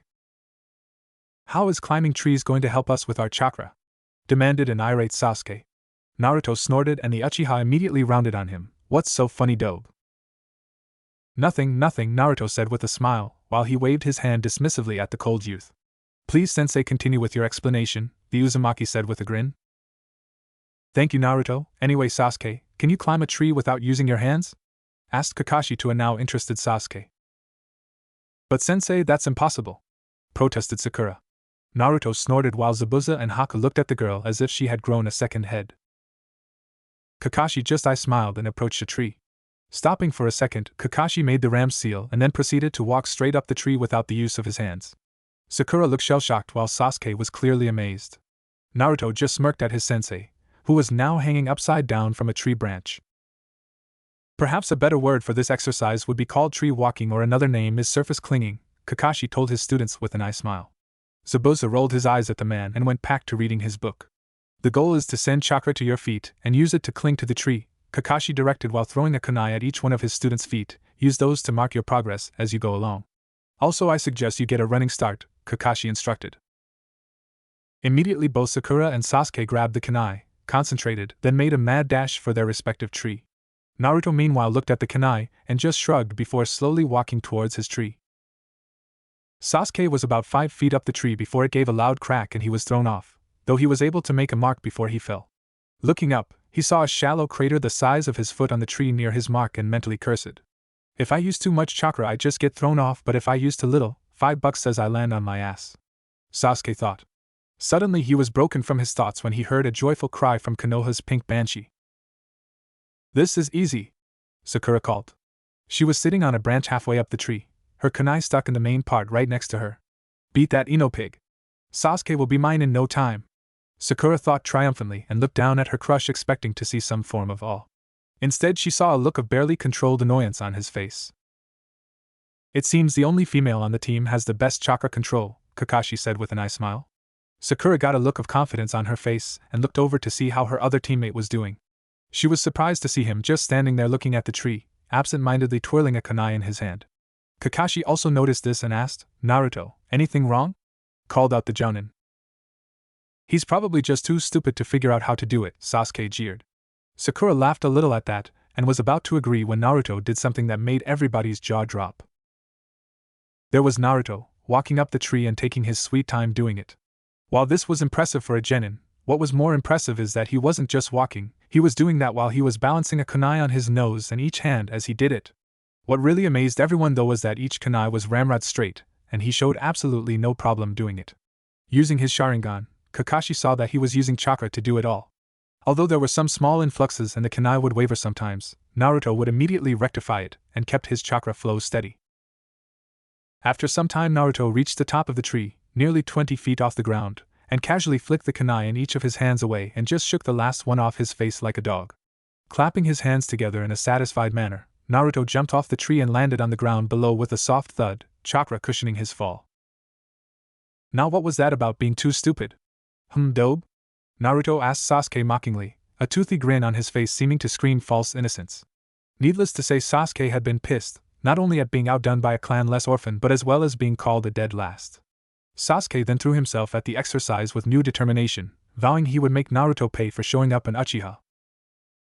Flashback end. As fun as it is to watch the Avenger fall out of a tree again and again, don't you think you should do some training of your own? Kyuubi suggested to her mate as she laughed at the Uchiha boy. Oh, I suppose you're right, my dear, but there's just something about watching an arrogant spoiled brat struggle to achieve something that isn't just handed to him that's just so deliciously amusing, Naruto replied. True, but remember Naruto, we still need to defeat that snake and you aren't at his level just yet. Even with my chakra you can only control one tail and after that you're smoke, Kyuubi reminded. Alright, just remind me again why I'm training without using your chakra, Naruto asked. Because of several reasons. 1. While most of my chakra has melded with yours, the process isn't complete, and it will do more harm to you than good in a prolonged fight. Naruto grimaced as he remembered when he used the fox's chakra for longer than an hour. He had spent the rest of the day knocked out cold and woke up with every cell in his body feeling like it had been set on fire, and that wasn't even using one tail, Naruto noted. Second, Orochimaru was teammates with Jiraiya and we have to assume that he has a way to seal off your chakra and in effect mine as well. Finally, you can't always rely on my chakra. What would you do if someone found a way to cut off your Yuki when you become a Hanyu? Every shinobi needs a fallback and a surprise, Kyuubi said in a lecturing tone. Fine, what do you suggest we work on then? I still have to work on my project, and I'd rather it be tested before the Chunin exams, Naruto replied. Why not just use the villagers? It's worked before, Kyuubi replied. Because the villagers are starting to understand not to approach me, even when they're drunk, and I'd rather not go after them and have to deal with the council. I barely avoid them with the self-defense excuse. Besides, I'd rather not just test my things on them for no real reason. Makes me feel too much like Orochimaru, Naruto replied with a slightly disgusted look. Kyuubi nodded at that. Then I suggest you work on your ninjutsu and shadow manipulation. Alala says you need to work on your fire and earth techniques so you can fight better with her and the rest of the pack. Also, you really need to utilize the shadows for more than hiding, transporting and storage. Nothing beats the look on a person's face when they realize they've been stabbed by their own shadow, Kyuubi instructed her container. Mentally nodding at her, Naruto created 29 shadow clones. I need 10 of you to work on the fireball technique, while the another 10 work on the mole technique. The rest of you help me with using the shadows in combat, ordered the original. All 29 of them gave a salute, and 20 rushed off to practice the jutsu till they used up their reserves. Now left with the other 9 Narutos, the original and his copies started to manipulate the shadows into weapons and shields. Needless to say, it wasn't very easy. One clone created a wall of shadow that was made to block projectiles, but that proved to be ineffective since the shadow only slowed the projectiles down. Another tried to use them as projectiles, but that proved useless, since the shadows literally couldn't leave the ground or the user's body. However, he did manage to send a kind of shadow whip from his hand. The biggest blunder was when one tried to create a sword out of them. All that happened when he tested it was that it left the shallowest of cuts, not even deep enough to draw a trickle of blood or dispel a clone. Gah! This is stupid! Shouted one of the 4 remaining clones. Fucking shadows are only good for making a quick escape, and those damn techniques Denara use, and even then all we can do is hold somebody still or suffocate them with it. And that just wastes chakra and leaves you open for punishment. Finished the clone with a pout. Relax, Ichi, 1, at least we're getting somewhere, chirped an excited clone to the first one's left. Like where, San? 3? Snorted Ichi. All we've done is make a failed shield and a sword that couldn't even dispel an eye, too, declared the clone while he jabbed a thumb behind him towards a lazy clone. The only decent thing we've made is a whip. And I don't think our enemies are looking to get kinky, Ichi practically shouted. Why is it that of all the abnormalities of a shadow clone, you had to be the one whose primary emotion is anger, sighed another clone while rubbing his temples. At least I have emotion, sure, 4. Shot back Ichi. The original turned towards the other 2 clones and noticed that they were just sitting there watching the 2 argue. One seemed incredibly interested while the other just seemed bored. Let me guess, San, your curiosity and Ni is lazy? Inquired the true Naruto.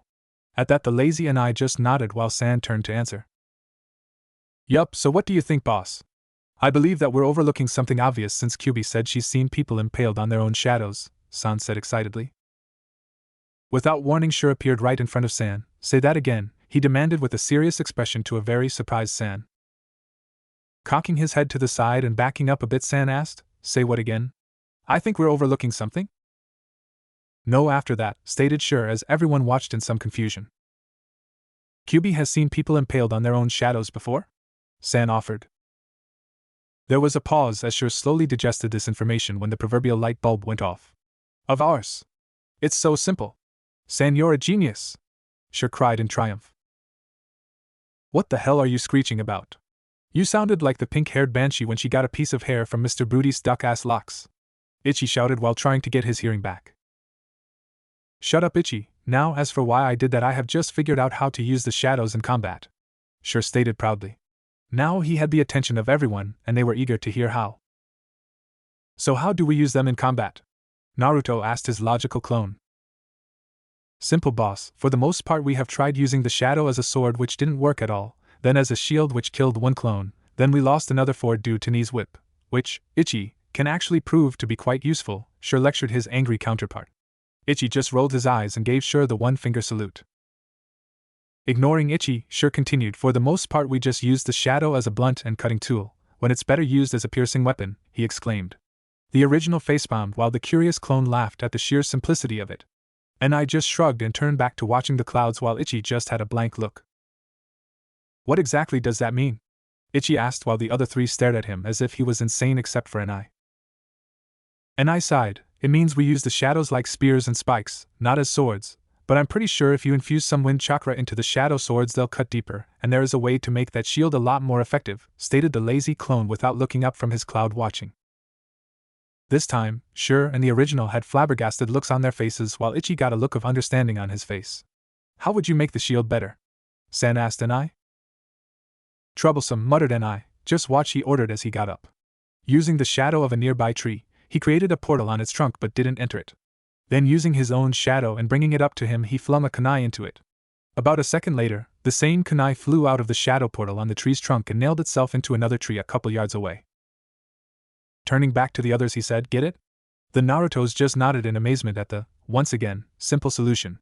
Good, and with that he promptly dispelled himself. I think that will do for today, said the original as he dispelled all his clones. Wincing a bit from the information, Naruto looked up and noticed that it was getting close to dinner.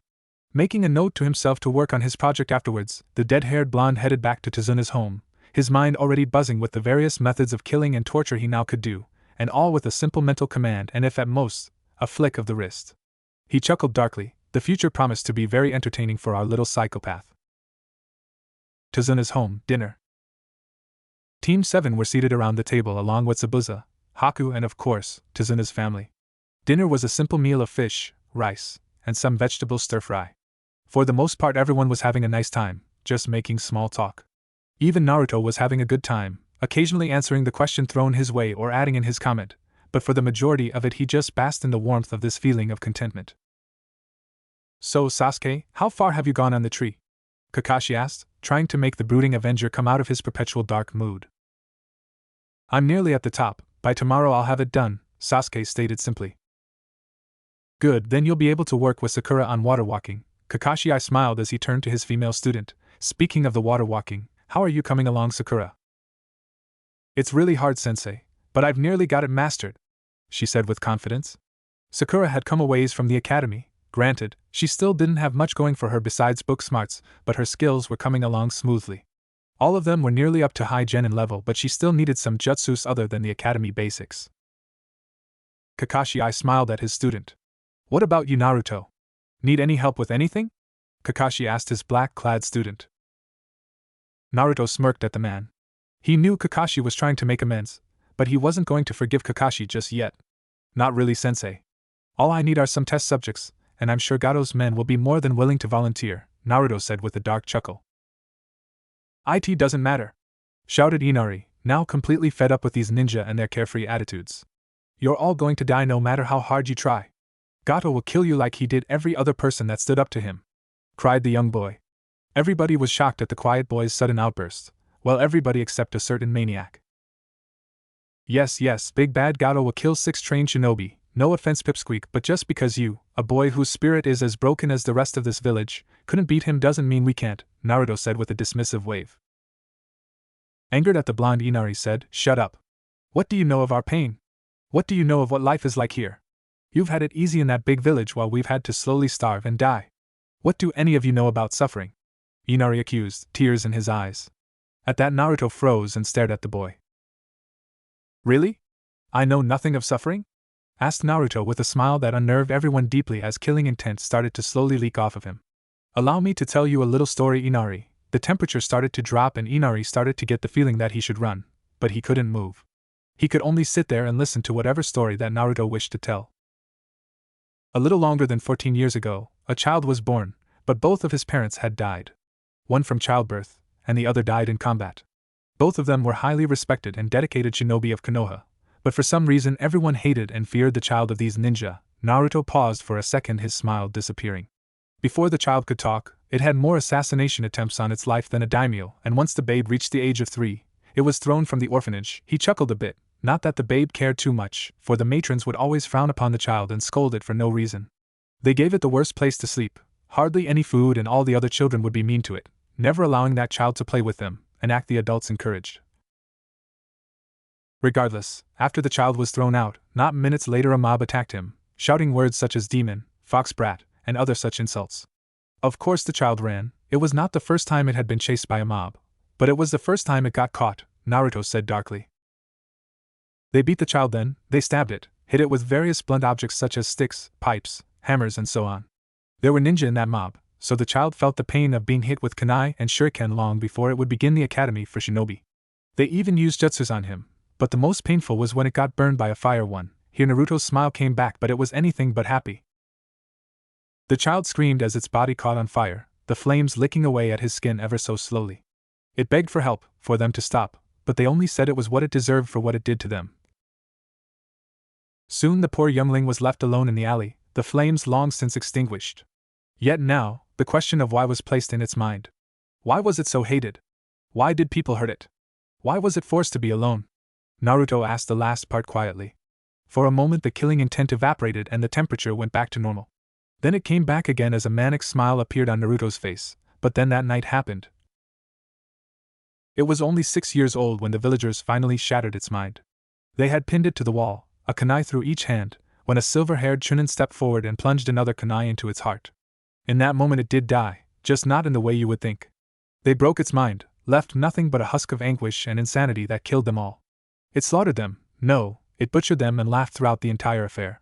After finally exhausting itself from killing its tormentors it fell asleep, and in its endless nightmares it found out the reason it was hated. Pausing, the blonde took off his goggles but kept his eyes shut tight, a deep frown upon his face. It had a demon sealed inside of it. The village hated, hunted and shunned it simply because they couldn't tell the difference between a kunai and its holster. Naruto snapped his eyes open and gave a maniacal grin, his dead ice blue eyes glinting with that ever-present spark of insanity. Now can you guess who that child was, Inari? Naruto asked, his eyes boring into Inari's, making him shake in terror. Why you? Inari stammered, now extremely terrified. Ding ding ding! Give the boy a cigar! Naruto cackled, making everyone shudder fearfully. I was in fact that child, and I do have a demon sealed in me. I have to endure the hatred of the villagers day in and day out, except now it's more like fear than hatred, Naruto giggled. I suffered because of something I had no control over, so shut your fucking mouth, you insolent gaki. You know nothing of suffering. Naruto snarled at the child, the ki now reaching unbelievable levels, making even Zabuza and Kakashi shake in fear. You have everything I and many others have ever wanted. A home, food, people who care about you, and yet here you are, bitching and moaning because your father died trying to save you all. Instead of honoring his death, all of you have just rolled over and accepted death with only your grandfather trying to save this place. If you had truly loved that man you called father, you would be doing whatever you could to carry out his mission to save this place, not sitting here and spitting at his memory. So grow up, dry your eyes and grow a pair, because if I ever hear you whining about your fate again, I'll feed you to my hyenas and use whatever is left over as a paperweight. Naruto threatened. With that, the broken youth gave a mad laugh and disappeared into the shadows. When the killing intent finally released and the room returned to regular temperature, Inari passed out. After Tsunami put Inari in his room, Zabuza turned to Kakashi and asked, "Is that true?" Sighing, Kakashi gave a nod. Yes, every word of that is true. Because of the demon inside him, the villagers and some ninja would do anything they could to make what they believed to be the monster incarnate suffer. They would beat, stab, slash, burn, and whatever else they could do to try and kill him. Even when he went to the hospital, they hardly ever treated him, and when they did the most minimalistic of things, hoping that the demon would finally die. Kakashi replied with a lost look in his eye. Naruto has experienced things that not even I would be able to stand, all because people couldn't see the child that just wanted acceptance, Kakashi said with a voice laden with regret. So that's why he's like that. That's why he's so, Sakura asked, trying to find the right word. Sadistic? Insane? Broken? Take your pick, Sakura. I'm just surprised that he hasn't killed everyone, Kakashi replied dismally. Because if I did, then what would be the point? I just proved to the entire world that I'm a monster. Besides, I don't want to kill everyone in the village, just a large portion of it. Cackled the voice of Naruto, making everyone leap away in fear. Damn it, Naruto, don't do that! Sakura screamed at the blonde, who was now grinning madly at them, his goggles back in place over his eyes. She noticed that only Naruto's body from the waist up was normal, the rest of him vanished into a black mass on the floor. Actually, I'm not Naruto, I'm a clone he sent to watch over Gato's movements. Did you know Gato has about several hundred slaves at his compound? I find it odd that most of them are scantily clad women, mused the clone before it shrugged nonchalantly. Anyway, boss wanted me to tell you that Gato plans on attacking the bridge personally with about 200 mercenaries. Regardless, the attack will happen the morning of the day after tomorrow, so you might want to tell the workers to stay away from the bridge, Naruto informed. With that, the clone disappeared in a poof of smoke, the smoke eerily forming a smile before vanishing. Zabuza-sama, Haku started, gaining everyone's attention. If you ever piss that boy off, you're on your own, she finished. Zabuza nodded at that. Trust me, Haku, when we get to Konoha, I'm making damn sure I stay on his good side, stated the demon of the bloody mist. On that note, everyone headed to bed, wondering where Naruto had gone. Unknown location, chemical lab. Naruto smirked as he stared at the luminescent sickly yellow fluid in the test tube, the light produced by it glinting eerily off his goggles. Naruto gave a chuckle as he eyed his new toy. You and me are going to have a lot of fun together, Naruto whispered to the liquid as a predatory grin consumed his features. Next day. Naruto was sitting next to Zabuza watching as Sasuke and Sakura practiced water walking. A small cough catching his attention, he turned to see a very timid-looking Inari behind him. Naruto, I just wanted to, Inari tried to say before Naruto brought up a hand and cut him off. Kid, if you're going to apologize, then I'll only accept it on one condition, Naruto stated. Curious, Inari asked what condition. Smirking, Naruto said, I want you to stop crying, and honor your father's memory, the Uzumaki declared with a small smile, not one of malice or mockery, but just a simple smile. How do I do that? Inari asked. Naruto chuckled at the boy and just ruffled his hair. You'll find out sooner or later, unless you're denser than concrete, Naruto said teasingly. Inari smiled a bit at that and sat down next to the Uzumaki and swordsman to watch the two genin attempt to water walk. After about an hour had passed, Kakashi appeared. Alright, you two, take an hour break, then we'll start up again, Kakashi ordered his students, his nose buried in his book. Sakura gave a relieved sigh and collapsed on the shore while Sasuke just grunted and walked towards Naruto's position. Naruto sighed as he watched the Uchiha approach him, an action that didn't go unnoticed by Zabuza or Inari. What's wrong, kid? Asked the swordsman, the look in Inari's eyes mirroring the demon's question. Just watch, and Zabu, you may want to keep your eye on him when he's near Haku, the blonde said in a bored tone as he produced a knife from his sleeve and proceeded to flip it in his hand. Finally, the Uchiha halted in front of the three, and regarded them as if they were barely above vermin. Dobe, fight me, demanded Sasuke. Naruto just quirked an eyebrow at the Uchiha and sighed. What are the terms? He asked lazily, catching the knife so the blade was gripped between his thumb and index and middle finger. A bit surprised, the Uchiha got a smug smirk and said, You choose, give yourself whatever handicap you need. Suddenly Naruto got a sadistic smile on his face and Sasuke immediately wished he hadn't let the blonde choose the arrangements for the battle. Alright then, my duck-assed opponent, here are the rules, Naruto declared, ignoring the scowl Sasuke sent him. We fight till first blood, meaning whoever bleeds first loses. Also, neither of us can use kunai, shuriken, daggers or ninja wire. Other than that, anything goes, said the blonde with a smirk. Fine then, Sasuke spat as he got into a ready position while Naruto stood up. Noticing the fight, Sakura, Kakashi and the newly arrived Haku sat down to watch the spar. First move goes to you, my friend, Naruto said as he bowed low, a devious smirk hidden from the Uchiha's view. Snorting, Sasuke charged the blonde, confident that victory was in the bag. Naruto just leaned to the left, half his body now a shadow, easily dodging the Uchiha's downward strike. Growling, Sasuke followed up his attack with a rising right knee strike, but once again Naruto dodged by turning his upper body completely horizontal, a feat that should have been impossible without leaving the ground. Somehow though, Naruto did it, the shadowy mass that was his waist down never leaving Earth. So it went, Sasuke would strike and Naruto would dodge easily, bending his body in astounding ways. Would you hold still and fight already? Sasuke demanded, breathing a little heavily from the effort of trying to land a hit on the blonde. Tempting offer, but I rather like the workout, Naruto grinned. Snarling in anger, Sasuke leapt back and began doing hand seals at a rapid pace.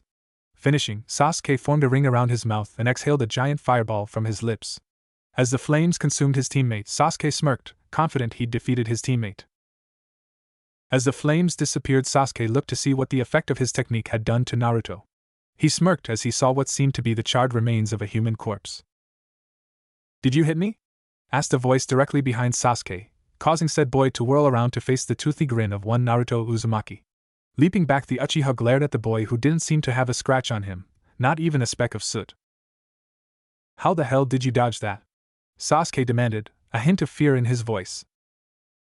"Ah, poor little Sasuke still lives in the dark," Naruto said in a voice dripping with false pity. "Seems you still don't understand anything," the blonde said disapprovingly. "And what do you know, outcast?" Sasuke snarled, now thoroughly annoyed with the Uzumaki. Naruto chuckled at him, making a cold chill run down the black-haired youth's spine. "I know a lot, Sasuke. I know that in the last moments of people's lives, they show their true selves. Want to know how many were cowards?" Naruto asked with a snicker. "I know that the crippled hawk only fools the monkey with his charade of disability. I know why the guardian attacked her charge, and I know what the leaf has hidden from the maelstrom," Naruto answered cryptically. "What the hell are you talking about, you insane freak?" Sasuke said as he swung at the blonde with a roundhouse kick. Naruto caught the leg and laughed. "Fine then, Sasuke, allow me to tell you something I'm sure you'll love to know." Suddenly Naruto's mouth appeared right next to Sasuke's ear and whispered, "I know the real reason why your family was murdered by Itachi, for he was nothing more than the pawn, the hired gun, the puppet." Shell-shocked, Sasuke froze. Naruto laughed, and sent a shadow spike at the black-haired boy, it barely missing his head and causing blood to trickle down the boy's cheek. "I believe this match is mine, Sasuke," Naruto declared simply, straightening up and walking away, leaving behind a group of very confused people. As the blonde left, Sasuke's shock started to turn to fear. How does he know, thought the Uchiha. Next day, at the bridge, early morning. A small man wearing a pinstripe suit and a gold-topped ebony wooden cane stood in the mist. He peered over his sunglasses at the mob behind him and smirked.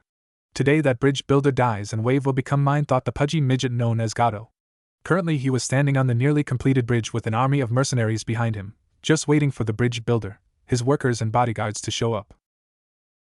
Slowly the clap of boots meeting concrete met the ears of everyone and a figure emerged from the mist. Once it stopped, the figure was revealed to be a person in a black trench coat with blonde hair and goggles. Gato stared at the figure, who smiled back. "Hello Gato, I'm here to kill you," said the black-clad teen in a pleasant voice. Gato quirked an eyebrow and burst out laughing at the teenager in front of him, soon followed by the guffaws of his mercenaries. "You're going to kill me?" Gato laughed. "You're just a single brat. What the hell can you do?" They continued to laugh at the boy even as the mist seemed to get thicker than before. Naruto smirked and shook his head at the man. "You honestly think I'm alone? Trust me, while it would be easy for me to eradicate you and your bunch, quite a bit of people have a bone to pick with you, Gato." As he finished speaking, two more figures emerged from the mist. The figures were none other than Zabuza, Momochi, and Haku. "Hello Gato," Zabuza said coldly. "Zabuza? How the hell are you alive? I was sure those leaf nians killed you," Gato shouted in surprise. "We found a better deal, and that deal involves removing you," Haku said simply. Gato growled at that, but he wasn't too worried. "So what? Not even the three of you together can take down my army?" Gato snorted. "Oh?" asked Naruto. "Then allow me to introduce my army." With that, the mist cleared, revealing every single villager of Wave armed with whatever they could get their hands on, ranging from farming tools to kitchen knives to pipes and sticks. Every one of them had a very pissed expression on their face. The mercs unconsciously took a step back at the sight as Gato started to panic a bit. While the businessman was confident his men could eradicate the three shinobi, he wasn't too sure that his army could take on an entire village and three shinobi. Still, Gato was stubborn and he refused to be beaten. "Ha! I'll give an extra 1,000 ryo to the one who brings me the brat's head. Try and keep the women alive, boys, so we can celebrate our victory later tonight," Gato called out. The mercs roared in approval and started to charge. "Time to test my project," Naruto laughed as he revealed his hands, or rather he revealed his right hand. On his right hand was a specially modeled glove that instead of regular fingers, each finger including the thumb was crafted into a syringe with an inch-long needle, each finger filled with that eerie yellow fluid Naruto had created that night a few days prior. Laughing madly, the boy plunged his new device into a merc's chest. Not seconds later the man's eyes grew wide and a look of horror overcame his face. "No! Get them away from me!" he screamed and immediately started swatting at himself, as if trying to get something off of him. Soon the man was nothing but a frantic mess, wildly running around in fear, even knocking into his own allies. Suddenly, the merc gripped his sword and started swinging randomly, trying to kill something that wasn't there, and even harming some of his own allies. "I do believe my fear toxin works quite well," Naruto said with a maniacal grin to himself. "Then again the scientific method says to repeat the process," he cackled, once again jumping into the fray. Gato had long since retreated to the back of the pack and was now watching in horror, as every one of his thugs was viciously and mercilessly killed. They dropped like flies to the speed and accuracy of Haku, were cleaved in half by Zabuza who would appear then vanish only to do it once more, and how they were just decimated by the angry villagers. What scared him the most was the blonde, how he would appear out of nowhere like Zabuza, stab his men then leave behind now frantic and hysterical mercenaries, all screaming and running around in terror. Now the blonde was causing his men to flee in terror, and was now shooting them with a purple revolver, laughing like a lunatic. Gato knew he had lost, and he knew if he didn't escape now he was going to be visiting the Shinigami very soon. So Gato tried to run, only to bump into the very last thing he wanted to bump into. Slowly looking up, Gato came face to face with none other than Naruto Uzumaki. "Hello, my pudgy little friend, were you planning on going somewhere?" asked the boy in a pleasant voice. "Look, I'll give you anything you want if you let me go," Gato said quickly, not really wanting to die. Naruto just got a grin on his face and lifted his gun, the barrel taking up most of Gato's vision. Naruto pulled the trigger and Gato screamed in fear, his eyes shut tight. Feeling no pain, Gato opened his eyes to see what happened and was met facing the gun again, only this time, there was a banner with the word "bang" on it. Naruto laughed at the tycoon's face and said, "So if I let you go you'll give me anything I want?" Naruto asked with a malicious smirk. Gato smiled to himself and said, "You got it, kid, so what do you want? Money? Women? Land? Name it and it's yours." Naruto chuckled in his throat and pointed the banner between Gato's eyes. "I want your life," Naruto stated. Before Gato could ask what he meant, Naruto pulled the trigger once again. Immediately the banner flew straight in Gato's head, piercing his skull and puncturing his brain, resulting in instant death. As Gato's corpse fell to the floor, a banner stood proudly from his forehead like a flag with the words "HAHA" imprinted on it. Naruto smirked at the body of the tyrant. Bye Gato, say hi to Mizuki and the other villagers for me," laughed the blonde as he set out to get rid of the remaining mercs. Today, Wave was finally free, and the future looked promising. Team 7 along with Haku and Zabuza were finally going home.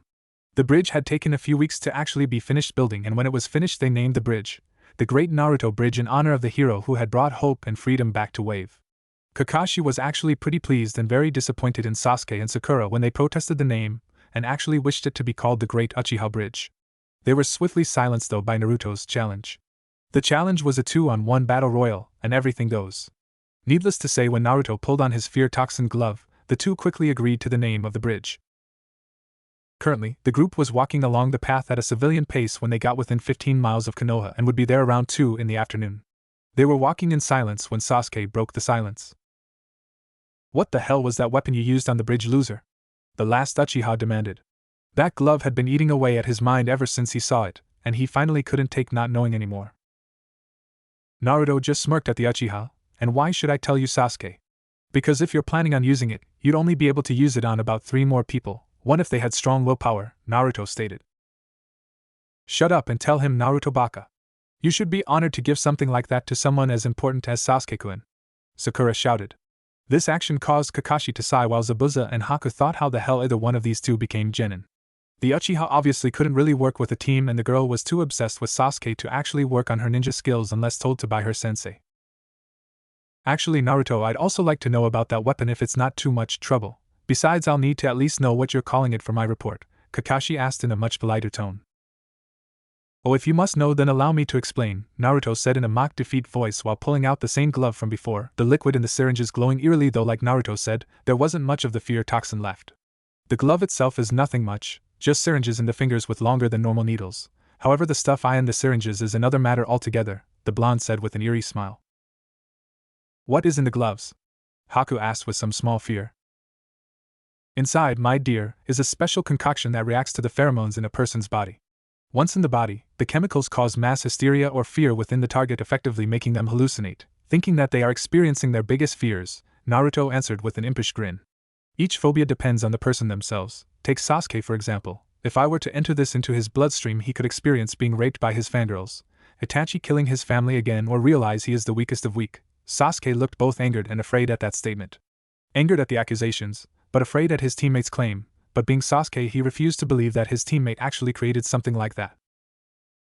There is no way you made something like that, Sasuke stated with a sneer, Sakura nodding in agreement. Correct, Sasuke, I didn't create fear toxin. The creator of this little beauty was a man by the name of Tsuru, an ANBU to be exact. Tsuru was also known as Kyufushu, morbid fear. Using his notes, I was able to recreate his fear toxin, the thing that gave him his name. Kakashi's eyes widened at that. You found Kyufushu's notes? Exclaimed the one-eyed Nin. Ever since Tsuru died, countless people have searched everywhere for notes on his techniques, but no one had found anything. Hell, Ibiki had even turned the village upside down and spent the equivalent of 3 A-rank mission pays for just one scrap of information that he could use for his interrogations. Naruto smirked. Yes, I did. I actually found his lab and notes on accident one night when roaming my home. I even found a journal of his that he kept since he was an academy student all the way up to his death. Apparently when he was younger, he was constantly bullied for his various fears. One day he had enough and vowed to find out what caused fear and how to kill his own fears. In the end, he feared nothing, but everyone feared him. As he finished, Naruto had a thoughtful look on his face, then just shrugged it off and kept walking. Okay, that makes sense, but why exactly do you have it, kid? From what I've seen, adding that fear toxin just seems like overkill, Zabuza stated. Turning, Naruto gave a wolfish grin and said, while that may seem true to you, I am absolutely horrible with genjutsu, can't make one to save my life, nor can I break any over B rank. However, with fear toxin I have the perfect tool for making and dispelling genjutsu. Here Naruto got a very insane grin. I can see how it works for making genjutsu, but how exactly does it dispel genjutsu? Haku asked. She had to admit, the fear toxin was probably better than genjutsu simply because it couldn't be dispelled by chakra, but she failed to see how it could dispel genjutsu. Easy, most genjutsu rely on messing with an opponent's mind and chakra. Thanks to my research on my first subject coupled with Tsuru's own notes on the theory, I have found that when constantly exposed to the toxin, the target soon builds up an immunity to it along with a higher resistance to genjutsu, Naruto said with an innocent smirk. Who was your first subject? Sakura asked. Naruto gave a low chuckle and turned to her with a small smile and head tilted to the side. Who better to test it on than myself? He asked with a finger pointing at himself. Everyone got a shocked and uneasy look at that statement, and continued their trek in silence with Naruto leading the way. As they walked, they wondered just what went on in that head of his, because whatever it was more fucked up than Orochimaru's obsession with little boys and immortality. Konoha, outside the Hokage Tower. Team 7 and company had finally made it to the tower, and made their report to the Hokage. Zabuza and Haku would be on probation for about a month or so, with Zabuza helping in the Chunin exams and Haku working as an intern at the hospital. They were about to leave when a voice stopped them in their tracks. Yash! Kakashi, my eternal rival! Shouted the voice, making Kakashi shiver in dread. Dear Kami, please, not him. Not now, not here, thought the silver-haired Nin as he turned to face the voice. There in all his green spandex jumpsuit, wearing glory, was the bane of Kakashi's existence. Ah, my eternal rival! How burn your flames of youth? The man asked with a cheesy smile and loud voice. He was wearing a green jumpsuit, orange legwarmers, standard shinobi sandals, and an unzipped Jounin flak jacket. Around his waist he wore his headband like a belt with red cloth, yet despite everything, that wasn't what freaked most of the group out. What freaked everyone out, minus Kakashi who has seen it, and Naruto because he's not disturbed or scared of anything really, was the man's perfect black bowl-cut hair and super bushy black eyebrows. HM? You say something, guy? Kakashi asked uncaringly, hoping beyond hope he would just leave without issuing one of his challenges. ARRG! Curse you and your hip attitude, Kakashi! Guy exclaimed with anime tears and shaking his fist in the air. I will show you that my flames of youth are more powerful than your hip attitude. It was at this point that two more people came up behind the strange man. The one on the left of the man was a girl with black hair done into two Chinese buns on her head, making her look like a panda. She also had light skin and chocolate brown eyes. She was wearing a Chinese-styled sleeveless pink blouse and baggy dark green pants with standard blue shinobi sandals and kunai holster on her right leg. I swear I've seen that hairstyle before, Naruto thought as he searched through his memories. Slowly he started to smile as he remembered the girl in front of him. Ah yes, Tenten. She is about 1 year older than us and, if I remember correctly, an orphan, thought the blonde as he remembered past experiences with the girl. Oh yes, Naruto definitely remembered her. Next to Tenten was a boy that was undoubtedly a Hyuga, due to his pupil-less white eyes, very pale skin, long black hair that reached mid-back and cold stoic attitude. Seriously, what is it with all Hyuga acting as if they have an icicle shoved up their asses? Would it kill them to smile? Well, maybe if Naruto was the one making the jokes. He was wearing a khaki shirt, bandages on his right arm and left leg, dark brown shorts, same sandals as Tenten, kunai holster on right leg, and a black Konoha headband that fit snugly around his forehead and kept his hair out of his ever-cold face. Guy-sensei, who exactly is this guy, and why are you calling him your eternal rival? Tenten asked as she eyed the people across from her with a curious expression. She recognized the last Uchiha easily, but she had no idea who the pink-haired girl was, and she felt like she had seen the blonde before, but she just couldn't place him. Of course. This, my dear pupils, is Kakashi Hatake, my eternal rival since we were not but genin, Guy declared. Kakashi just gave a lazy yo, once again making Guy burst into anime tears. There's that cursed hip attitude of yours again. My flames of youth shall not be diminished. Anyway, Kakashi, I'd like you to meet 2 of my pupils, Tenten. Here he pointed at the girl who gave a polite wave, and Niji. He finished pointing at the Hyuga who just nodded his head in acknowledgement. My third and most hardworking student, however, is in the hospital resting from a rather youthful training session, Guy declared with a proud look. Well, Guy, these are my students, Sakura Harino. Sakura smiled and bowed slightly. Sasuke Uchiha. Sasuke just grunted and glared at Niji. A rivalry of which pathetic eye is better, any? And finally Naruto Uzumaki. Kakashi finished with an eye smile. Suddenly there was shout of Naruto-kun. And said blonde was glomped by Tenten. The girl was squeezing the life out of the blonde with a giant smile on her face while Naruto just said good to see you too, Tenchan, with a small smirk and showing no interest that his spine could actually be heard cracking and snapping. Wait, you two know each other? Sakura asked in confusion. To her, the very idea of someone actually being happy to see Naruto and not freaked out was just strange to her. I mean, who in their right mind would openly hug Naruto? The guy was the very definition of creepy mixed with insanity. Somewhere in a dark forest a certain purple-haired girl sneezed. Wonder who's talking about me? She shrugged and went back to the file she was reading about one Naruto Uzumaki. Meanwhile Naruto was explaining his relationship with Tenten. Well, if you must know, girl of pink hair and large forehead, Naruto smirked as Sakura developed a tick mark on her forehead. Tenten here is an old friend and sparring partner, though in reality I was more like a test subject for her weapons. Tenten got a sheepish look on her face at that. I said sorry for all the cuts and stuff, Tenten said nervously as her sensei and teammate gave her a strange look. Don't apologize, it was my fault for not dodging quick enough. Nothing like a few near beheadings and stabbed lungs to remind you to avoid flying pointy objects and swords, any? Naruto said with a dismissive wave while everyone just stared in shock. Thank Kami for demonic healing factors. Or would that be Yami? Naruto mused. Shrugging he continued, either way, now I know what color my insides are and that if reattached quick enough, my limbs can be grafted back on, though I still don't want to test to see if it's the same for my head. Naruto finished as everyone but Tenten turned an unhealthy shade of green. What the hell was wrong with this kid? Tenten, is this all true? Guy asked in a stern voice. He didn't like the idea of her nearly killing fellow Konoha shinobi. Relax, bushy brow sensei, this was back when we were still in the academy and orphanage. One day I saw her practicing with weapons and noticed she was looking quite bored just attacking a stuffed doll, so I offered my services as a moving target and sparring partner. I mean, really, haven't you ever wondered how a clanless orphan got so good at wielding not only kunai and shuriken, but as well as numerous other weapons?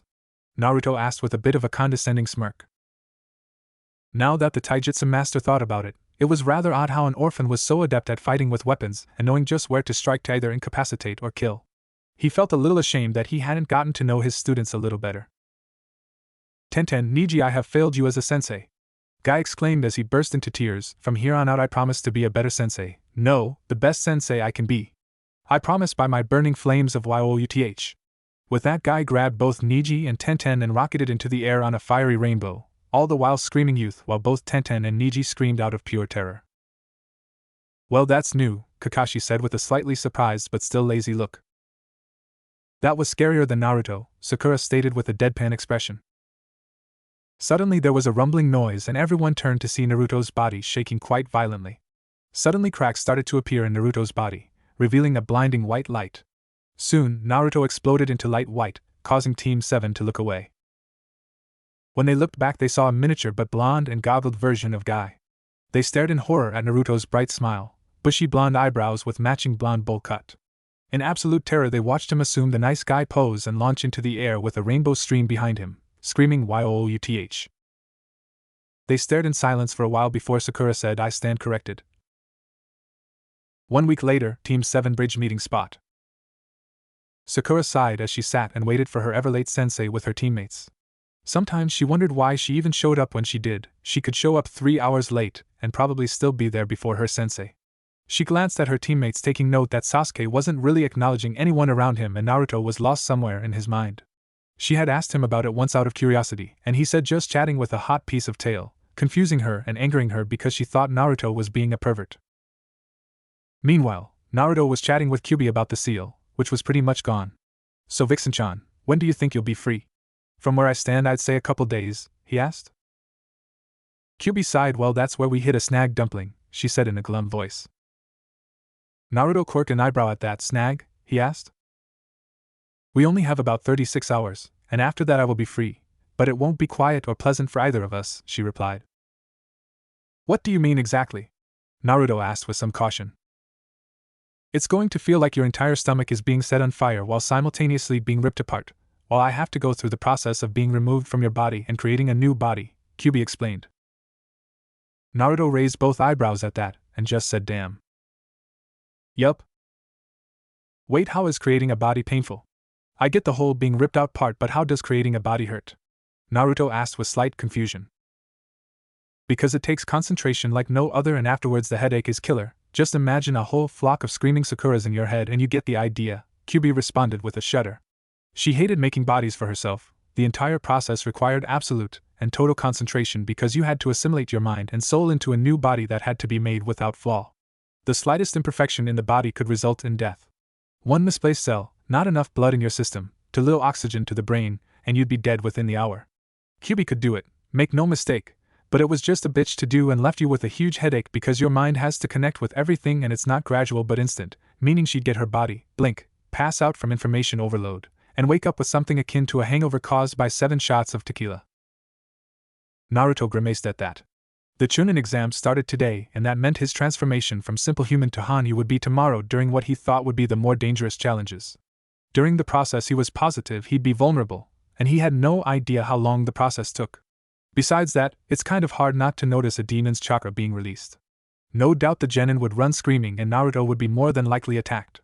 Then again, his regenerative abilities were impressive as it were. If he was becoming a half-demon, wouldn't his regenerative abilities just skyrocket to the point wounds healed almost instantly? Then again, best to test that theory when you could defend yourself than when they could actually kill you, Naruto thought with shrug. "Any ideas on what we should do?" Naruto asked. "Nope, the best we could do is get a reverse summon to Alala's hunting grounds until the process is over. But considering how you need all 3 teammates alive to get to the prelims, it would be stupid to leave your teammates alone for longer than, what? 5 minutes? 10? Kyuubi said with slight annoyance. "So just go with the flow and hope for the best?" Naruto asked. "Pretty much." Naruto sighed a bit at that. He didn't really like not having a plan, but in their current situation, improvisation would have to be implemented.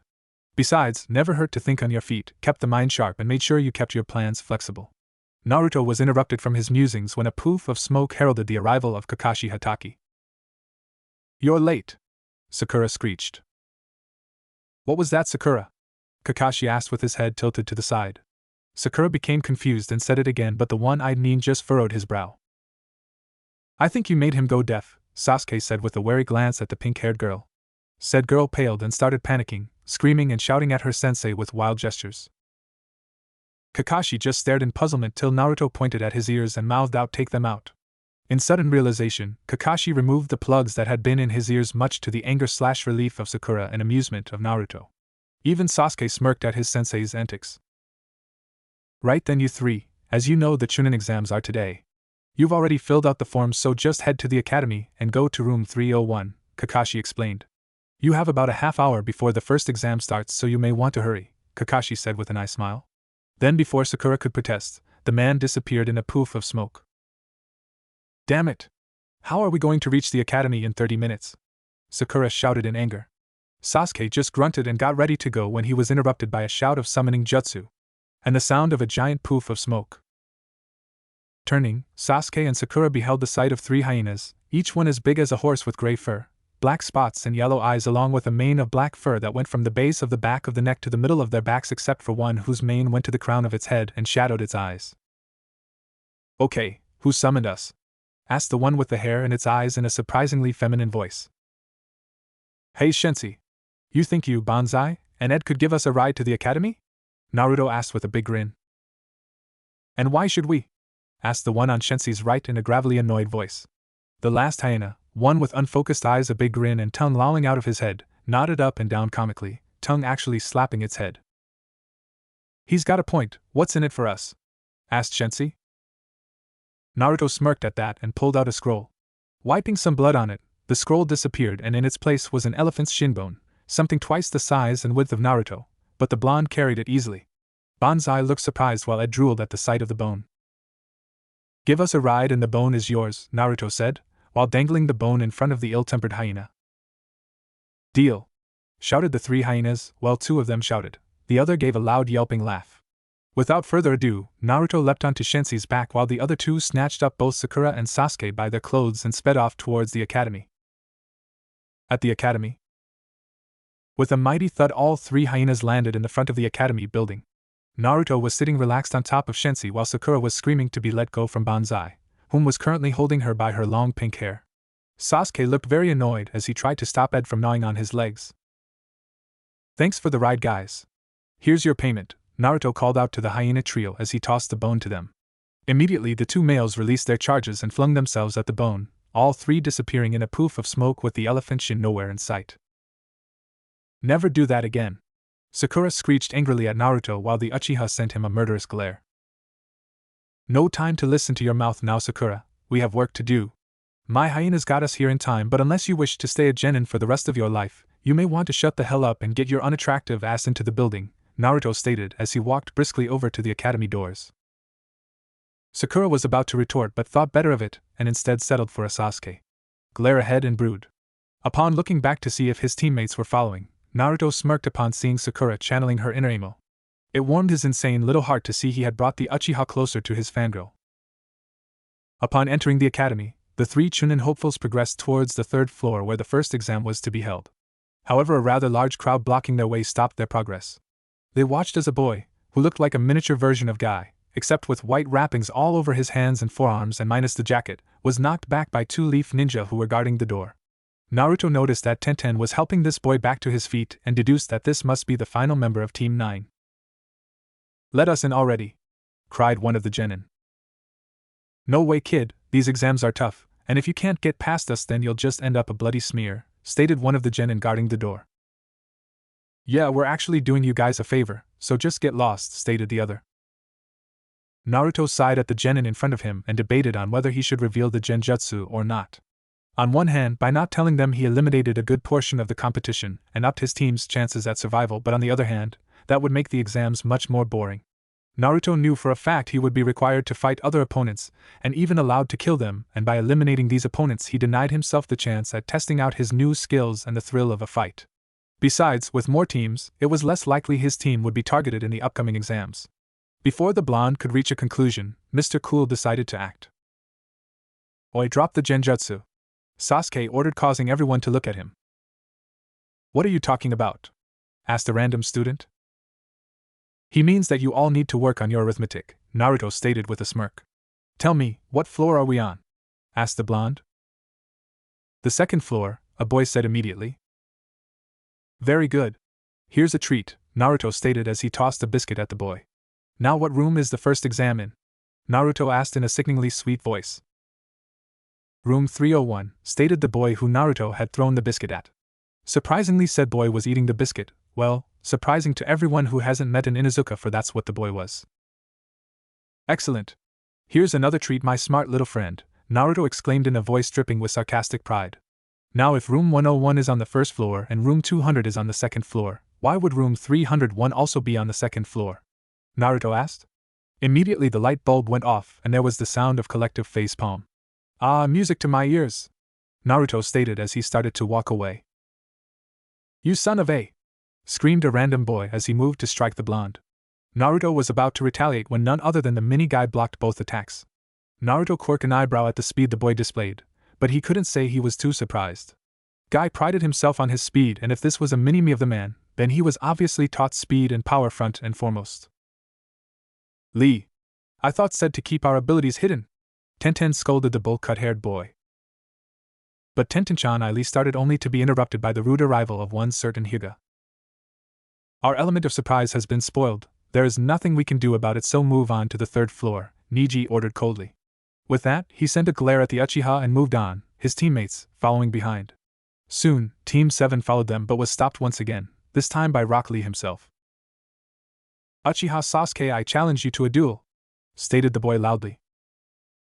As much as I'd love to see Mr. Sad Sackless get his ass kicked, I'm afraid we're running late, so he must respectfully decline, Naruto stated, moving up the stairs already.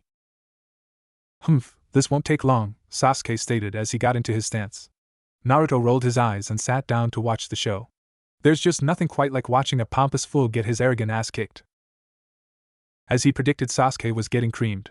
No matter what Sasuke tried, Lee was simply much faster than him, and judging by the kick that sent Sasuke up into the air with a look on his face that screamed agony, the green-clad boy was also much stronger. Naruto watched as Sasuke started to fall head first into the ground when Lee appeared behind him, also upside down. The bullcut used bandages then started to wrap around Sasuke when suddenly, the bandages were pinned to a wall by a pinwheel. As soon as Naruto felt the presence of Mato Guy, the blonde left, not wishing to be any later than he already was. Soon the blonde approached the double doors to room 301, and was surprised to find his sensei leaning against a wall. Hey Naruto, what's up? Kakashi asked pleasantly. He looked around then asked, where's Sasuke and Sakura? Naruto chuckled at that. He's getting his ass kicked by one of Guy's students and Sakura stayed to watch, Naruto said with a shrug. If I'm right, Guy probably appeared to stop Lee from doing a move that should never be done on a comrade, punished him, then they probably did that man-hug thing of theirs, Naruto stated nonchalantly. He paused though with a thoughtful look, though where the heck does that genjutsu of theirs come from? It doesn't use chakra or hand signs, the blonde asked. Kakashi just shrugged and decided to wait for the other two like Naruto. Actually I know where that genjutsu comes from, Kyuubi stated. Interested, Naruto tuned out the real world for a second. Really? Then how does it work? Asked the blonde with intrigue. The process is a bit like killing intent, Kyuubi started. Killing intent uses a concentration of hatred or intimidation to make the victim see their own deaths. However, the genjutsu that the two green guys use is fueled by what you humans call guy love. There was a pause for a second. So basically you can make genjutsus with just emotions? And if you make one out of pure guy love it looks like a waterfall with a rainbow? Naruto asked. It's mostly just for show, the only emotional genjutsu that's actually effective is killing intent, but then again, it's easily dispelled, Kyuubi explained. Then how do you dispel the man-hug genjutsu? You know what they say, nothing can destroy true love and there is hardly any love truer than guy love, answered the vixen sagely.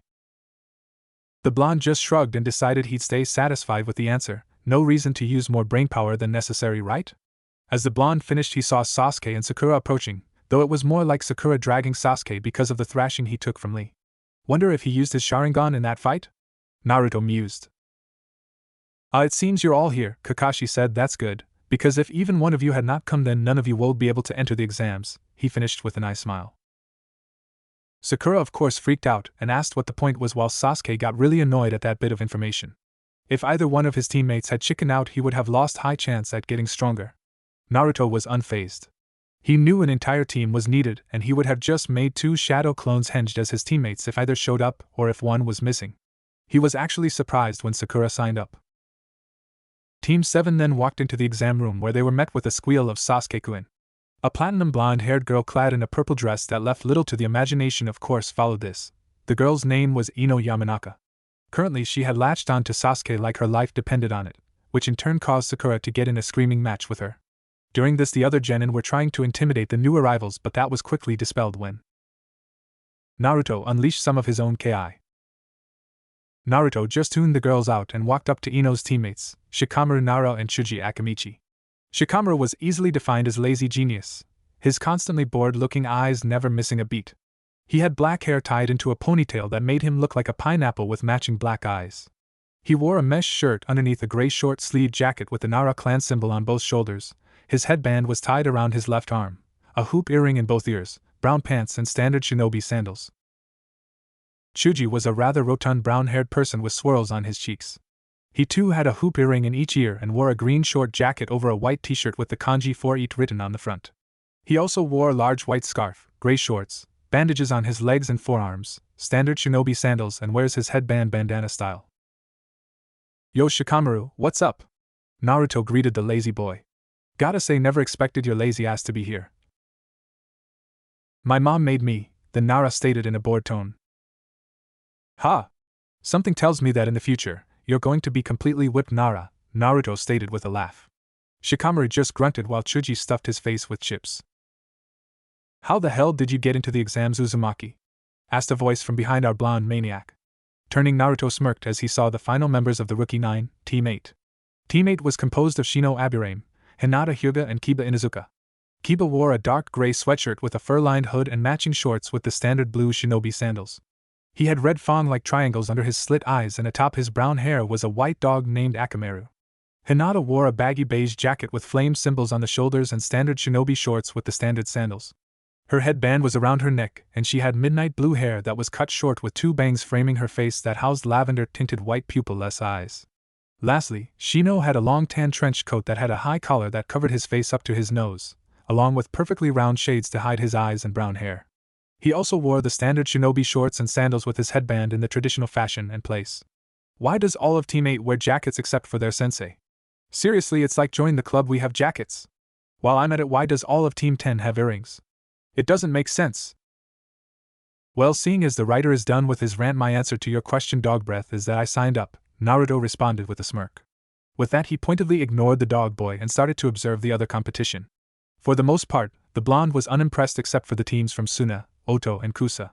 There was something about the redhead with the gourd on his back that told Naruto to be extremely careful. "Oh Kami, please no," Kyubi moaned.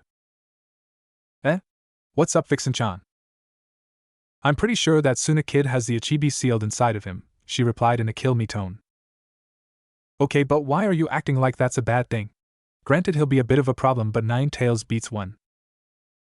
Ichibi is an insane pervert that never leaves me alone," Kyubi explained.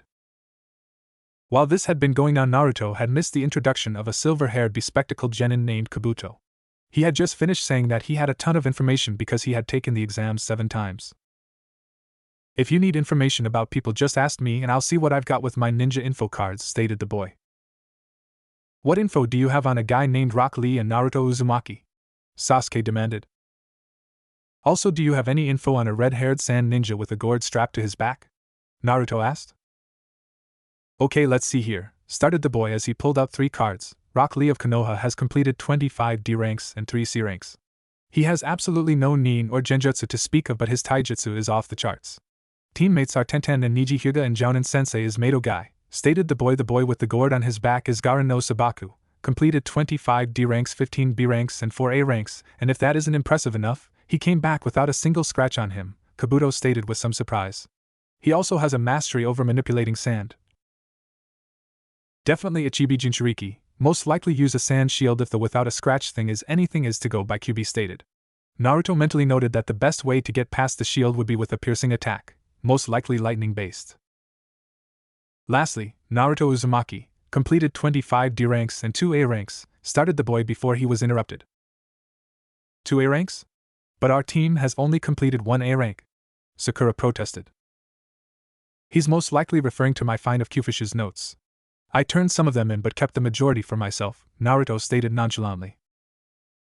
Kabuto nodded at that and continued. "Naruto also holds a summoning contract for hyenas, some strong ninjutsu, no genjutsu to speak of, a formidable taijutsu, and a very interesting control over shadows," Kabuto finished. "Naruto, be very careful, this guy smells like snakes, same for those Oto nin and the Kusa nin," Kyubi stated with a growl as she was speaking. Kabuto made a statement about the sound nins which caused them to attack the silver-haired nin. A bandaged hunchback dude swung at him but apparently missed. However, Kabuto's glasses broke and he ended up vomiting from the frequency produced by the hunchback's strange arm contraption. Before things could escalate, there was a giant poof of smoke, and when it cleared there stood a Biki with a congregation of Chunins armed with clipboards. "Alright maggots, shut up and take your seats or I fail you here and now," barked the interrogator. "The first exam begins now." Quickly everyone took a designated eat and listened as the proctor explained the rules. The first exam was apparently a written exam, and the rules were that you have 10 points, and you get a point for each question you answer. There were 9 questions, and the last one would be given after 45 minutes into the exam. Every time caught cheating and you lost 2 points. Caught 5 times and you are failed along with the rest of your team.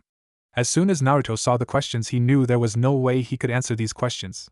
Sakura and Shikamaru could, but everyone else would either have to sit there like a statue or cheat. Looking around, Naruto noticed that everyone was cheating. The Chunin, who wore a cat suit and makeup, its war paint damn it, was using a puppet disguised as a Chunin to get the answers, while Gaara used the third eye technique. Kiba was using Akamaru while Shino used his bugs. Tenten used mirrors to get the answers, while Sasuke and the Hyugas used their Dijutsus to get their answers. Ino used a mind transfer technique to get her answers from Sakura. Shrugging, Naruto made a shadow clone under his desk and switched with it, then quickly melted into the shadows, so he was halfway between the shadow world and real world. Quickly, he jumped to a shadow beneath one of Tenten's mirrors and quickly transferred the answers he saw with his clone mentally. Well, that was easy. $5 says the last question has something to do with if we have the guts to take the last question, thought the blonde. 45 minutes later, after the rules for the 10th question are revealed. Those of you who are still here, Ibiki said with a dramatic pause, have passed. There was silence then. Nani? People then started asking what the 10th question was and all that jazz, until Ibiki explained that a ninja must be willing to go forward, despite the fact that there was an unknown factor. Somebody now owes me $5, Naruto thought with a grin. Kyubi just rolled her eyes at her container. When I get out of here, you're going to get something a lot better than $5, Kyubi thought with a perverted grin. A black ball of cloth that smashed through the window interrupted the thoughts of everyone. The ball then exploded, revealing a banner that said, "Your second exam proctors, the sexy and single, Anko Mitarashi and Zabuza Momochi." Sure enough, standing in front of the banner was Anko in a sexy pose and Zabuza, who looked completely embarrassed. "All right, maggots. Time for the next exam," Anko barked. Ibiki leaned out from behind the banner and said, "Anko, you're early again." Everybody got a sweat drop at this, while Zabuza just palmed his face and thought, "Kami, kill me now." Anko blinked and observed the teams before her with a frown. "Yo, Ibiki, there are like 21 teams here, what gives? You going soft on me?" she asked. "No, we just have a pretty good crop this year, which doesn't surprise me considering who else is here," Ibiki stated while pointing at Naruto. Anko looked at said smiling blonde and got a very dangerous glint in her eyes along with a playful smirk. "Doesn't matter, after this exam, more than half will be eliminated," Anko stated with a sadistic smirk. This caused most of the genin to either pale or tense up. Our favorite Psycho, however, just gave the biggest smile he could and thought, "Fun time. Who the hell said it was okay to hold the Chunin exams inside my home?" Naruto shouted while all the genin looked at him like he was insane, well, more insane. "What the hell is wrong with that old monkey? The least he could have done is told me. Now I'm going to look like a bad host, because I don't have any snacks or drinks prepared," ranted the blonde. Everyone gave the blonde a strange look as he ranted about bad manners and how he didn't have time to clean. Sasuke and Sakura just sighed, as it was nothing new to them, while Anko smirked a bit. If one thing was for sure, the kid was entertaining. "Alright, Blondie, you can shut it," Anko barked at the blonde. Naruto just seemed to ignore her as he continued his rant, this time about how the tigers hadn't had their fur cleaned and would look absolutely disgusting. Anko got a tick mark at that and threw a kunai at the boy. As soon as the weapon grazed Naruto's cheek, he stopped his rant, and not seconds later Anko was lapping up the blood from his lightly bleeding cheek. "You have some tasty blood," Anko purred into his ear. "Be a shame if it got sprayed all over the forest because you don't know to keep your mouth shut," she said, confident she had finally freaked the teen out. However, Naruto did something no one expected.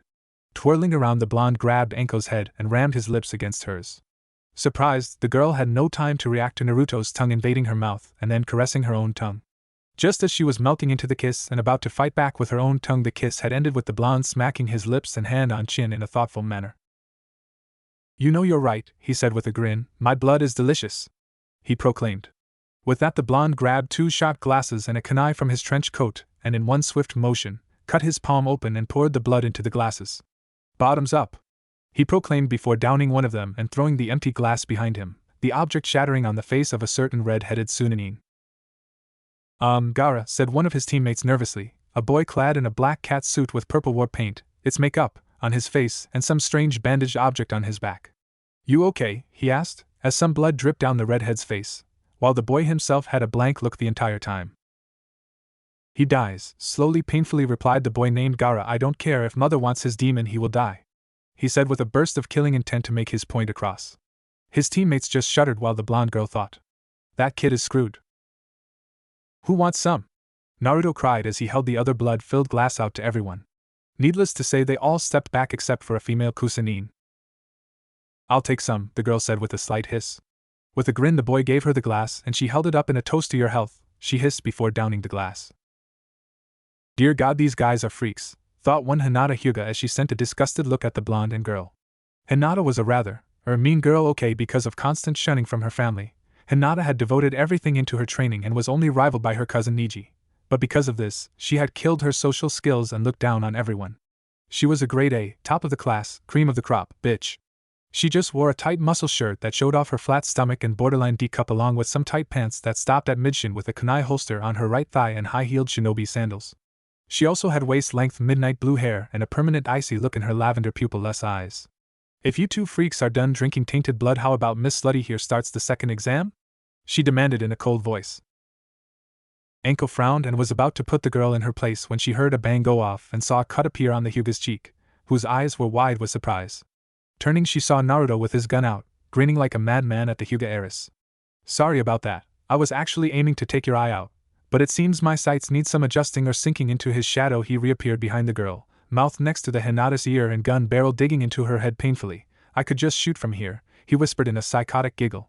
Suddenly his voice changed as he dug a little more into the girl's head with the weapon. Now listen, Hyuga, he said in a cold, dead voice, insult her again and you will wish I had blown your brains out with a bullet. With that, the blonde disappeared once more into his shadow and next to his teammates. Hinata just stood there, stunned at what the boy had said and done. And no one had ever talked to her like that. No one had even gotten that close to her before except for in spars. Well, Kiba had tried once and ended up in the hospital for about 5 days. That boy is interesting, she thought with a slight smirk as she glared at the blonde. Anko saw the glare and smirked as well. This promises to be a very interesting exam, Anko mentally snickered. 20 minutes later in the Forest of Death. Basically, the test was a survival challenge. Each team had either had a heaven or earth scroll and had to get the opposite of their scroll from another team. Once they had the scroll, they had to get to the tower in the center of the forest. They had 5 days to get the needed scroll. Killing was allowed. They weren't allowed to look at the contents of their scroll until they made it to the tower, and they had to have a full team in both a heaven and earth scroll in order to pass.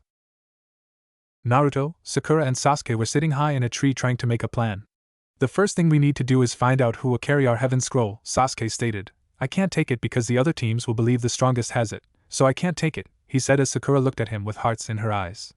Naruto, however, had summoned up 4 clones and was playing Russian roulette with them. Surprisingly, the 4 he summoned were Ichi, and I, San and Sure. My turn, said an excited San as he put the gun to his head and pulled the trigger. There was only a click, signifying the bullet had still yet to be shot. Ah, looks like you're up, Ichi, San chirped happily. Ichi just rolled his eyes and grabbed the gun. The clone stared at it, a little scared that the bullet might be shot. A clone may only be mad of chakra, but they still felt pain, and a bullet in the brain was not a very pleasant feeling to have. What's wrong, Ichi? Scared? Asked Sure in a dead voice. Shut up, Sure. Ichi shot back. I ain't scared of some stupid bullet, he declared. With that, the clone put the gun to his head, charged in some chakra and pulled the trigger. With a bang, the bullet dispelled the clone as all the Narutos laughed at their brother's unfortunate luck, except for Enai, who just rolled his eyes and lied down to sleep. Giggling, Naruto resummoned a very pissed clone. Assholes, stop laughing. That fucking hurt, Ichi exclaimed as he sent a furious glare towards the other clones and original. Would you stop messing around? Yelled Sakura at her teammate and his clones. This is serious and Sasuke-kun is trying to make a plan, she lectured. Yes, I know, Naruto stated with a dismissive wave. Mr. Tomb and Gloom wants someone to carry the scroll, but he says he can't carry it because he'd be the first person people would attack to get it, which is wrong because everyone will be doing the same thing, Naruto replied while picking at his fingernails. And what does that mean, Dobe? Sasuke growled. Easy, any ninja worth his salt would know to give the scroll to the least likely person, in other words the weakest member. But a better ninja knows this thinking and gives the scroll to the most likely choice, which would be the strongest on the team. But an even better ninja would give the scroll to the middleman, who is neither the weakest nor the strongest, but the best ninja has an even better idea and hides the scroll by either making a decoy, changing it to look like something else, and so on, explained the blonde. Sasuke seemed to look like he understood but was inwardly confused. Sakura, on the other hand, voiced her confusion by screeching in a volume that would make a howler monkey jealous. What the hell are you talking about? As everyone tried to regain their hearing, Ichi made his opinion known. You are the loudest bitch I have ever known. If anyone has to wonder if you're a screamer, the answer is obvious. He shouted. Though whoever does the horizontal mix with you is going to be deaf after foreplay. Grumbled the clone while Sure nodded in agreement. Seriously, you really need to watch your voice volume, Sure stated. And why should I? Demanded Sakura. Suddenly, the whistling of thrown kunai was heard, and Team 7 along with the clones quickly leapt to the forest floor to avoid no less than 50 kunai thrown at them. Suddenly from the ground appeared hundreds of Amnines wearing ugly yellow skin-tight full-body suits, and rebreathers started to form from the ground. Mostly because that mouth of yours may be perfect for taking more than one cock in your mouth, but it's going to get us killed, Ichi declared with a growl as he took up a defensive position along with his lookalikes. Hand over the scroll and you won't die, declared one of the Amnines, but it was being thrown all over the place. What do we do? Sakura asked fearfully. In answer, Sasuke activated his Sharingan while Naruto and his clones each armed themselves with a kunai in each hand. Alright fellas, a 5, 6, 7, 8. The original proclaimed as he snapped out a fast beat with a giant grin on his face. With that, all 5 Narutos leapt into the fray and started to slice away at what was a mixture of simple Bunshin and Earth clones. Ichi laughed maniacally as he brutally slaughtered the AIM clones, but snarled every time he was rewarded only with a disappearing illusion or some earth hitting the dirt. Come out and fight, cowards! Let me taste your blood, he commanded before ripping out an Earth clone's neck. And I seemed bored as he did the bare minimum to avoid attacks and dispel the Earth clones.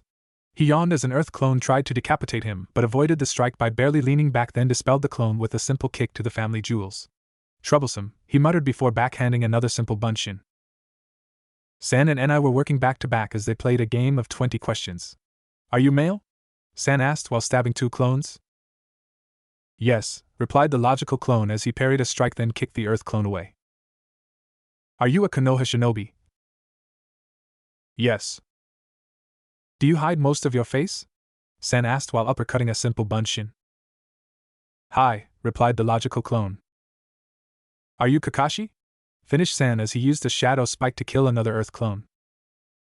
Correct. Sure exclaimed while using a knife strike against another one.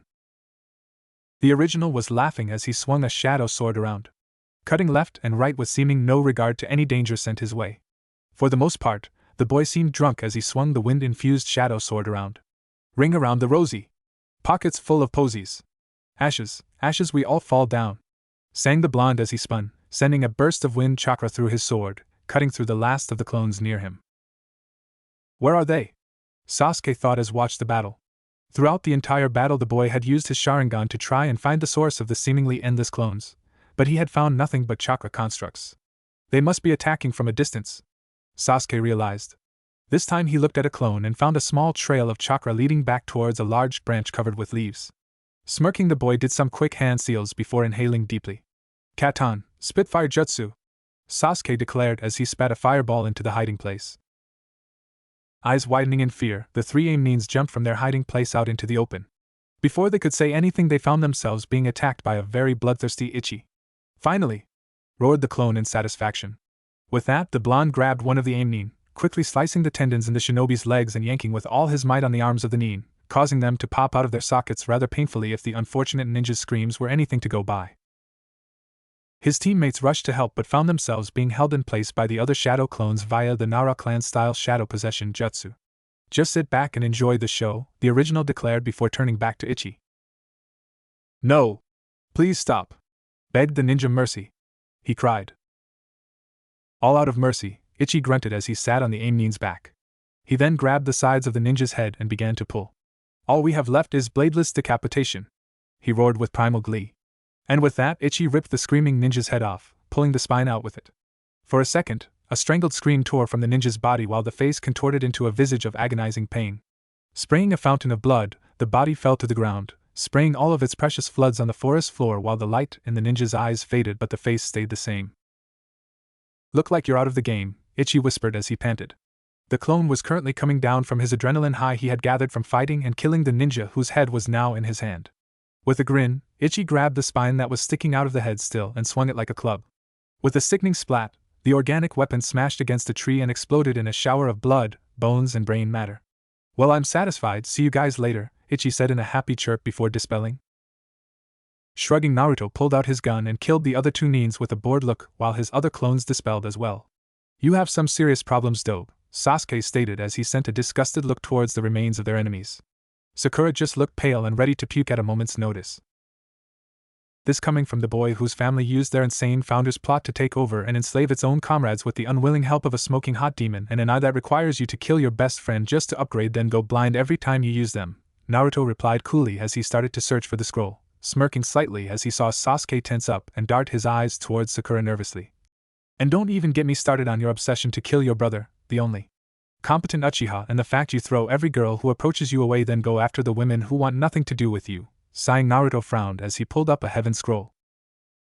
Sasuke doesn't have problems. Sakura nearly yelled, you're the one who keeps killing everyone. You laugh at the pain you cause and even your clones get a sick pleasure in killing people in the most brutal ways I've ever seen. Sakura ranted. Naruto just tuned her out while he sealed away the remains of the 3 enemy ninjas into his replacement scroll. So what do we do now? Sasuke asked quietly to himself. He watched as Naruto took one of the heaven scrolls and dropped it into his shadow, where it just disappeared. Blinking, Sasuke frowned at that. Dobe, he said, catching a curious look from Naruto. How do you do that shadow thing? The Uchiha demanded. Why? Asked the blonde. Sasuke bit back his usual Uchiha elite reason and said because what if we need to grab the scroll and you're not around or unconscious? Sasuke inquired. If you show us how to use the shadows like you do, then we could grab the scroll without your help, Sasuke said with a smirk, confident he'd reasoned with the blonde and said boy would show the Uchiha all his tricks. The only problem with Sasuke's idea, Naruto's insane. No, Naruto stated simply. What? Sasuke asked in disbelief. I said no, as in I'm not teaching you jack shit, Naruto stated simply. And why not? Can't you see the reason to do this? What if we have to give up our scroll in order to live, but you're knocked out? We'll end up failing because one of us died. Sasuke half shouted. Naruto just shrugged. That's your problem. And before you explain/complain, reason holds no water to one with a broken mind, nor does complaints, because frankly, here he turned and gave the Uchiha a big grin. I couldn't give a flying ass fuck what you think, needle. Naruto laughed at his teammate's gobsmacked expression before a giant gust of wind blew through the trees, lifting Naruto up and blowing him away. Curse you, Boris of the North Wind! Cried the boy as he was blown away while Sakura slammed into a tree and fell unconscious. Sasuke had somehow used chakra to stay where he was, but he immediately wished he hadn't as a certain female Kusanine appeared. Hello Sasuke-kun, ku, chuckled the snake-like Kanochi. With that, she froze the Uchiha in place with killing intent before slowly walking forward. Shit, he thought as he was now frozen in place, with Naruto 7 aisles south of his original position. Damn, that hurt, thought the blonde as he ripped himself out of the tree he was embedded in. Frowning, the blonde saw that his arm was dislocated, so with a sigh the boy grabbed it and snapped it back into place with a shallow grunt of pain. You'd think Boris would get over that loss already, the boy muttered as he observed his surroundings. I only beat him at poker and took his life savings and then banged his wife, but seriously, not cool, he shouted while shaking a fist towards the north. You done living in your fantasy world yet? QB deadpanned. For the moment. Why? Asked the blonde. Because you're about to be devoured by a snake the size of a bijou's, she declared. Looking up, the boy saw a giant snake about to do what a fat guy does to most food, eat their food without bothering to chew. My grandma, what big T dash, the blonde was cut off as he was ingested by the giant snake. Gulping, the giant reptile gave a satisfied hiss and decided to see if his summoner had finished his task. However, he stopped slithering and froze in confusion as he felt something queer in his stomach. He felt more full. Meanwhile, in the snake's belly, Naruto had been trying to summon an army of shadow clones in order to burst the snake open, but instead he had only summoned up his usual clones. Where the hell are we? Ichi shouted. If I had to guess, I believe we are in a snake's belly, replied Sure as he and the others used chakra to stop from falling into the snake's stomach acid. Wow! Not every day you get to witness digestion firsthand, Sen said happily as he observed their surroundings. This sucks, and I said simply. Okay, why did I only summon 4 clones? And why is it that these 4 are always the ones to be summoned? Naruto asked his tenant and lover. Well, As for why there are only 4, I've cut off most of your chakra for the transformation process, so you've got about a tail and a half's worth of chakra to use because I need some to create a body, and you're going to need every ounce of chakra you want for this to go over without a hitch, QB explained. Remember, your entire chakra network is going to be remade, and in order for that to happen, you need at least 4 tails worth of chakra, and I need another 3 tails worth to make a body, warned the trapped demon. As for the clones, I think they might be what you call familiars, QB supplied. Aren't familiars supposed to be summoned animals or something like that? Naruto asked. Most of the time, but Kage Bunshin is a bit like summoning, so that if you summon a certain clone enough times, it ceases to become a clone but rather another entity. Granted, they still obey every order you give as well as send you any memories they have, but they're now their own people. Apparently these 5 are your familiars, QB explained. Naruto thought for a moment on that. But people who summon usually only have 1 familiar. Why do I have 4? He asked.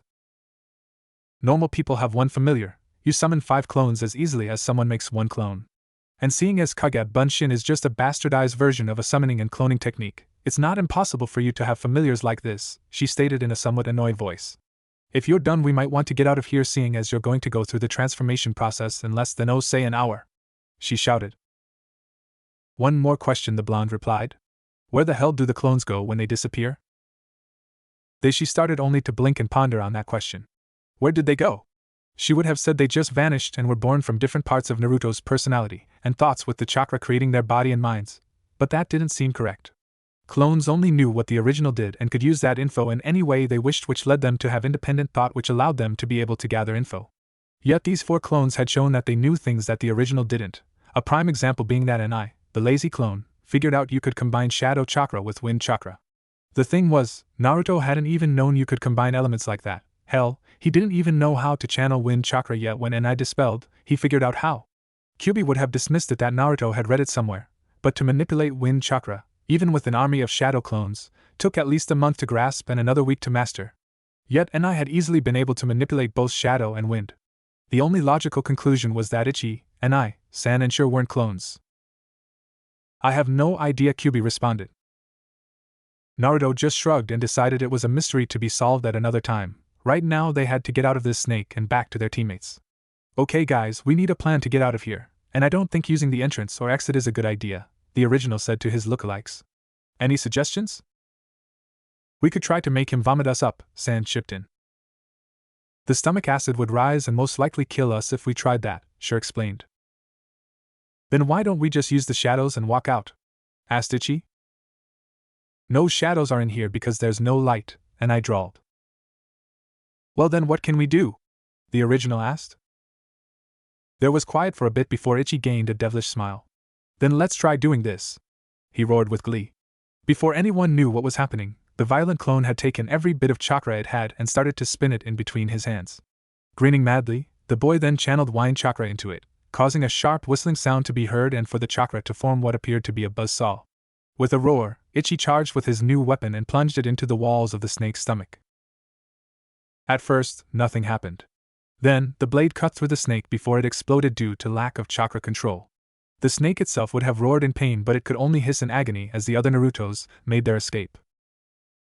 Well, that was an interesting technique, and I observed as he and the others leapt into a branch to watch the snake slowly die, a mixture of its own stomach acid and blood spilling everywhere. The cut itself seemed to go around a fourth of the snake, and it was obvious the snake would die in a matter of minutes, due to blood loss and being digested by its own stomach acid. Kyuubi was right. No way are these just clones, Naruto thought while glancing at his familiars. Right boys, I think it's about time we go see what our teammates are up to, Naruto stated. The remaining 3 nodded and leapt off with San, Sure and Naruto in the lead while I followed behind them at a lazy pace. Now where could those 2 be? Naruto wondered. Where would an emo and his fangirl go if they were alone with each other in the middle of a forest of death? Everyone stopped when they heard a perverted giggle from Sure and saw him with a lecherous smirk on his face. Sure turned to them and just shrugged. Are you seriously surprised that one of your clones is an emotionless logic as well as a pervert? He asked. They just shrugged and were about to run again when they heard the scream of one Sasuke Uchiha. Kinky, Sure stated with a perverted chuckle as he leapt off towards the scream with the others soon following. The scene they arrived upon was one Sasuke Uchiha clutching his neck while some strange seal appeared on it along with a terrified Sakura, and some very pale long black-haired man with facial features like a snake just chuckled at the scene. Soon Sasuke-kun, you will be mine, he hissed. Okay, he's obviously a pedophile, Naruto deadpanned as he watched his teammates pass out, one from pain and the other from fear, pathetic. The snake man then began to walk away. Okay guys, we may have a bit of an issue seeing as how one of the Sannin has immobilized our teammates, and has most likely given Sasuke some weird hickey, Naruto told his clones. So what do you want us to do, boss? San asked excitedly. And take Duck-ass hairdo and Miss Scream to a safe spot, maybe one of Tsuru's labs, the original ordered. And I shrugged and jumped to the two before shadow walking them out of the place. San, go to the Hokage and tell him what's happened and sure, summon Ichi and go help and I defend the location he picked, he finished. The two nodded before dashing off. Once they were gone, Naruto began to jump from his branch and pursued the snake. What are you doing? Kyubi practically shouted at her container, causing him to nearly crash into a tree. We have maybe 5 minutes before the change occurs and you're chasing a fucking Sannin, she roared. I need to find out what he's doing, and this may be my only chance in a long time to kill him for what he did to us, Naruto growled.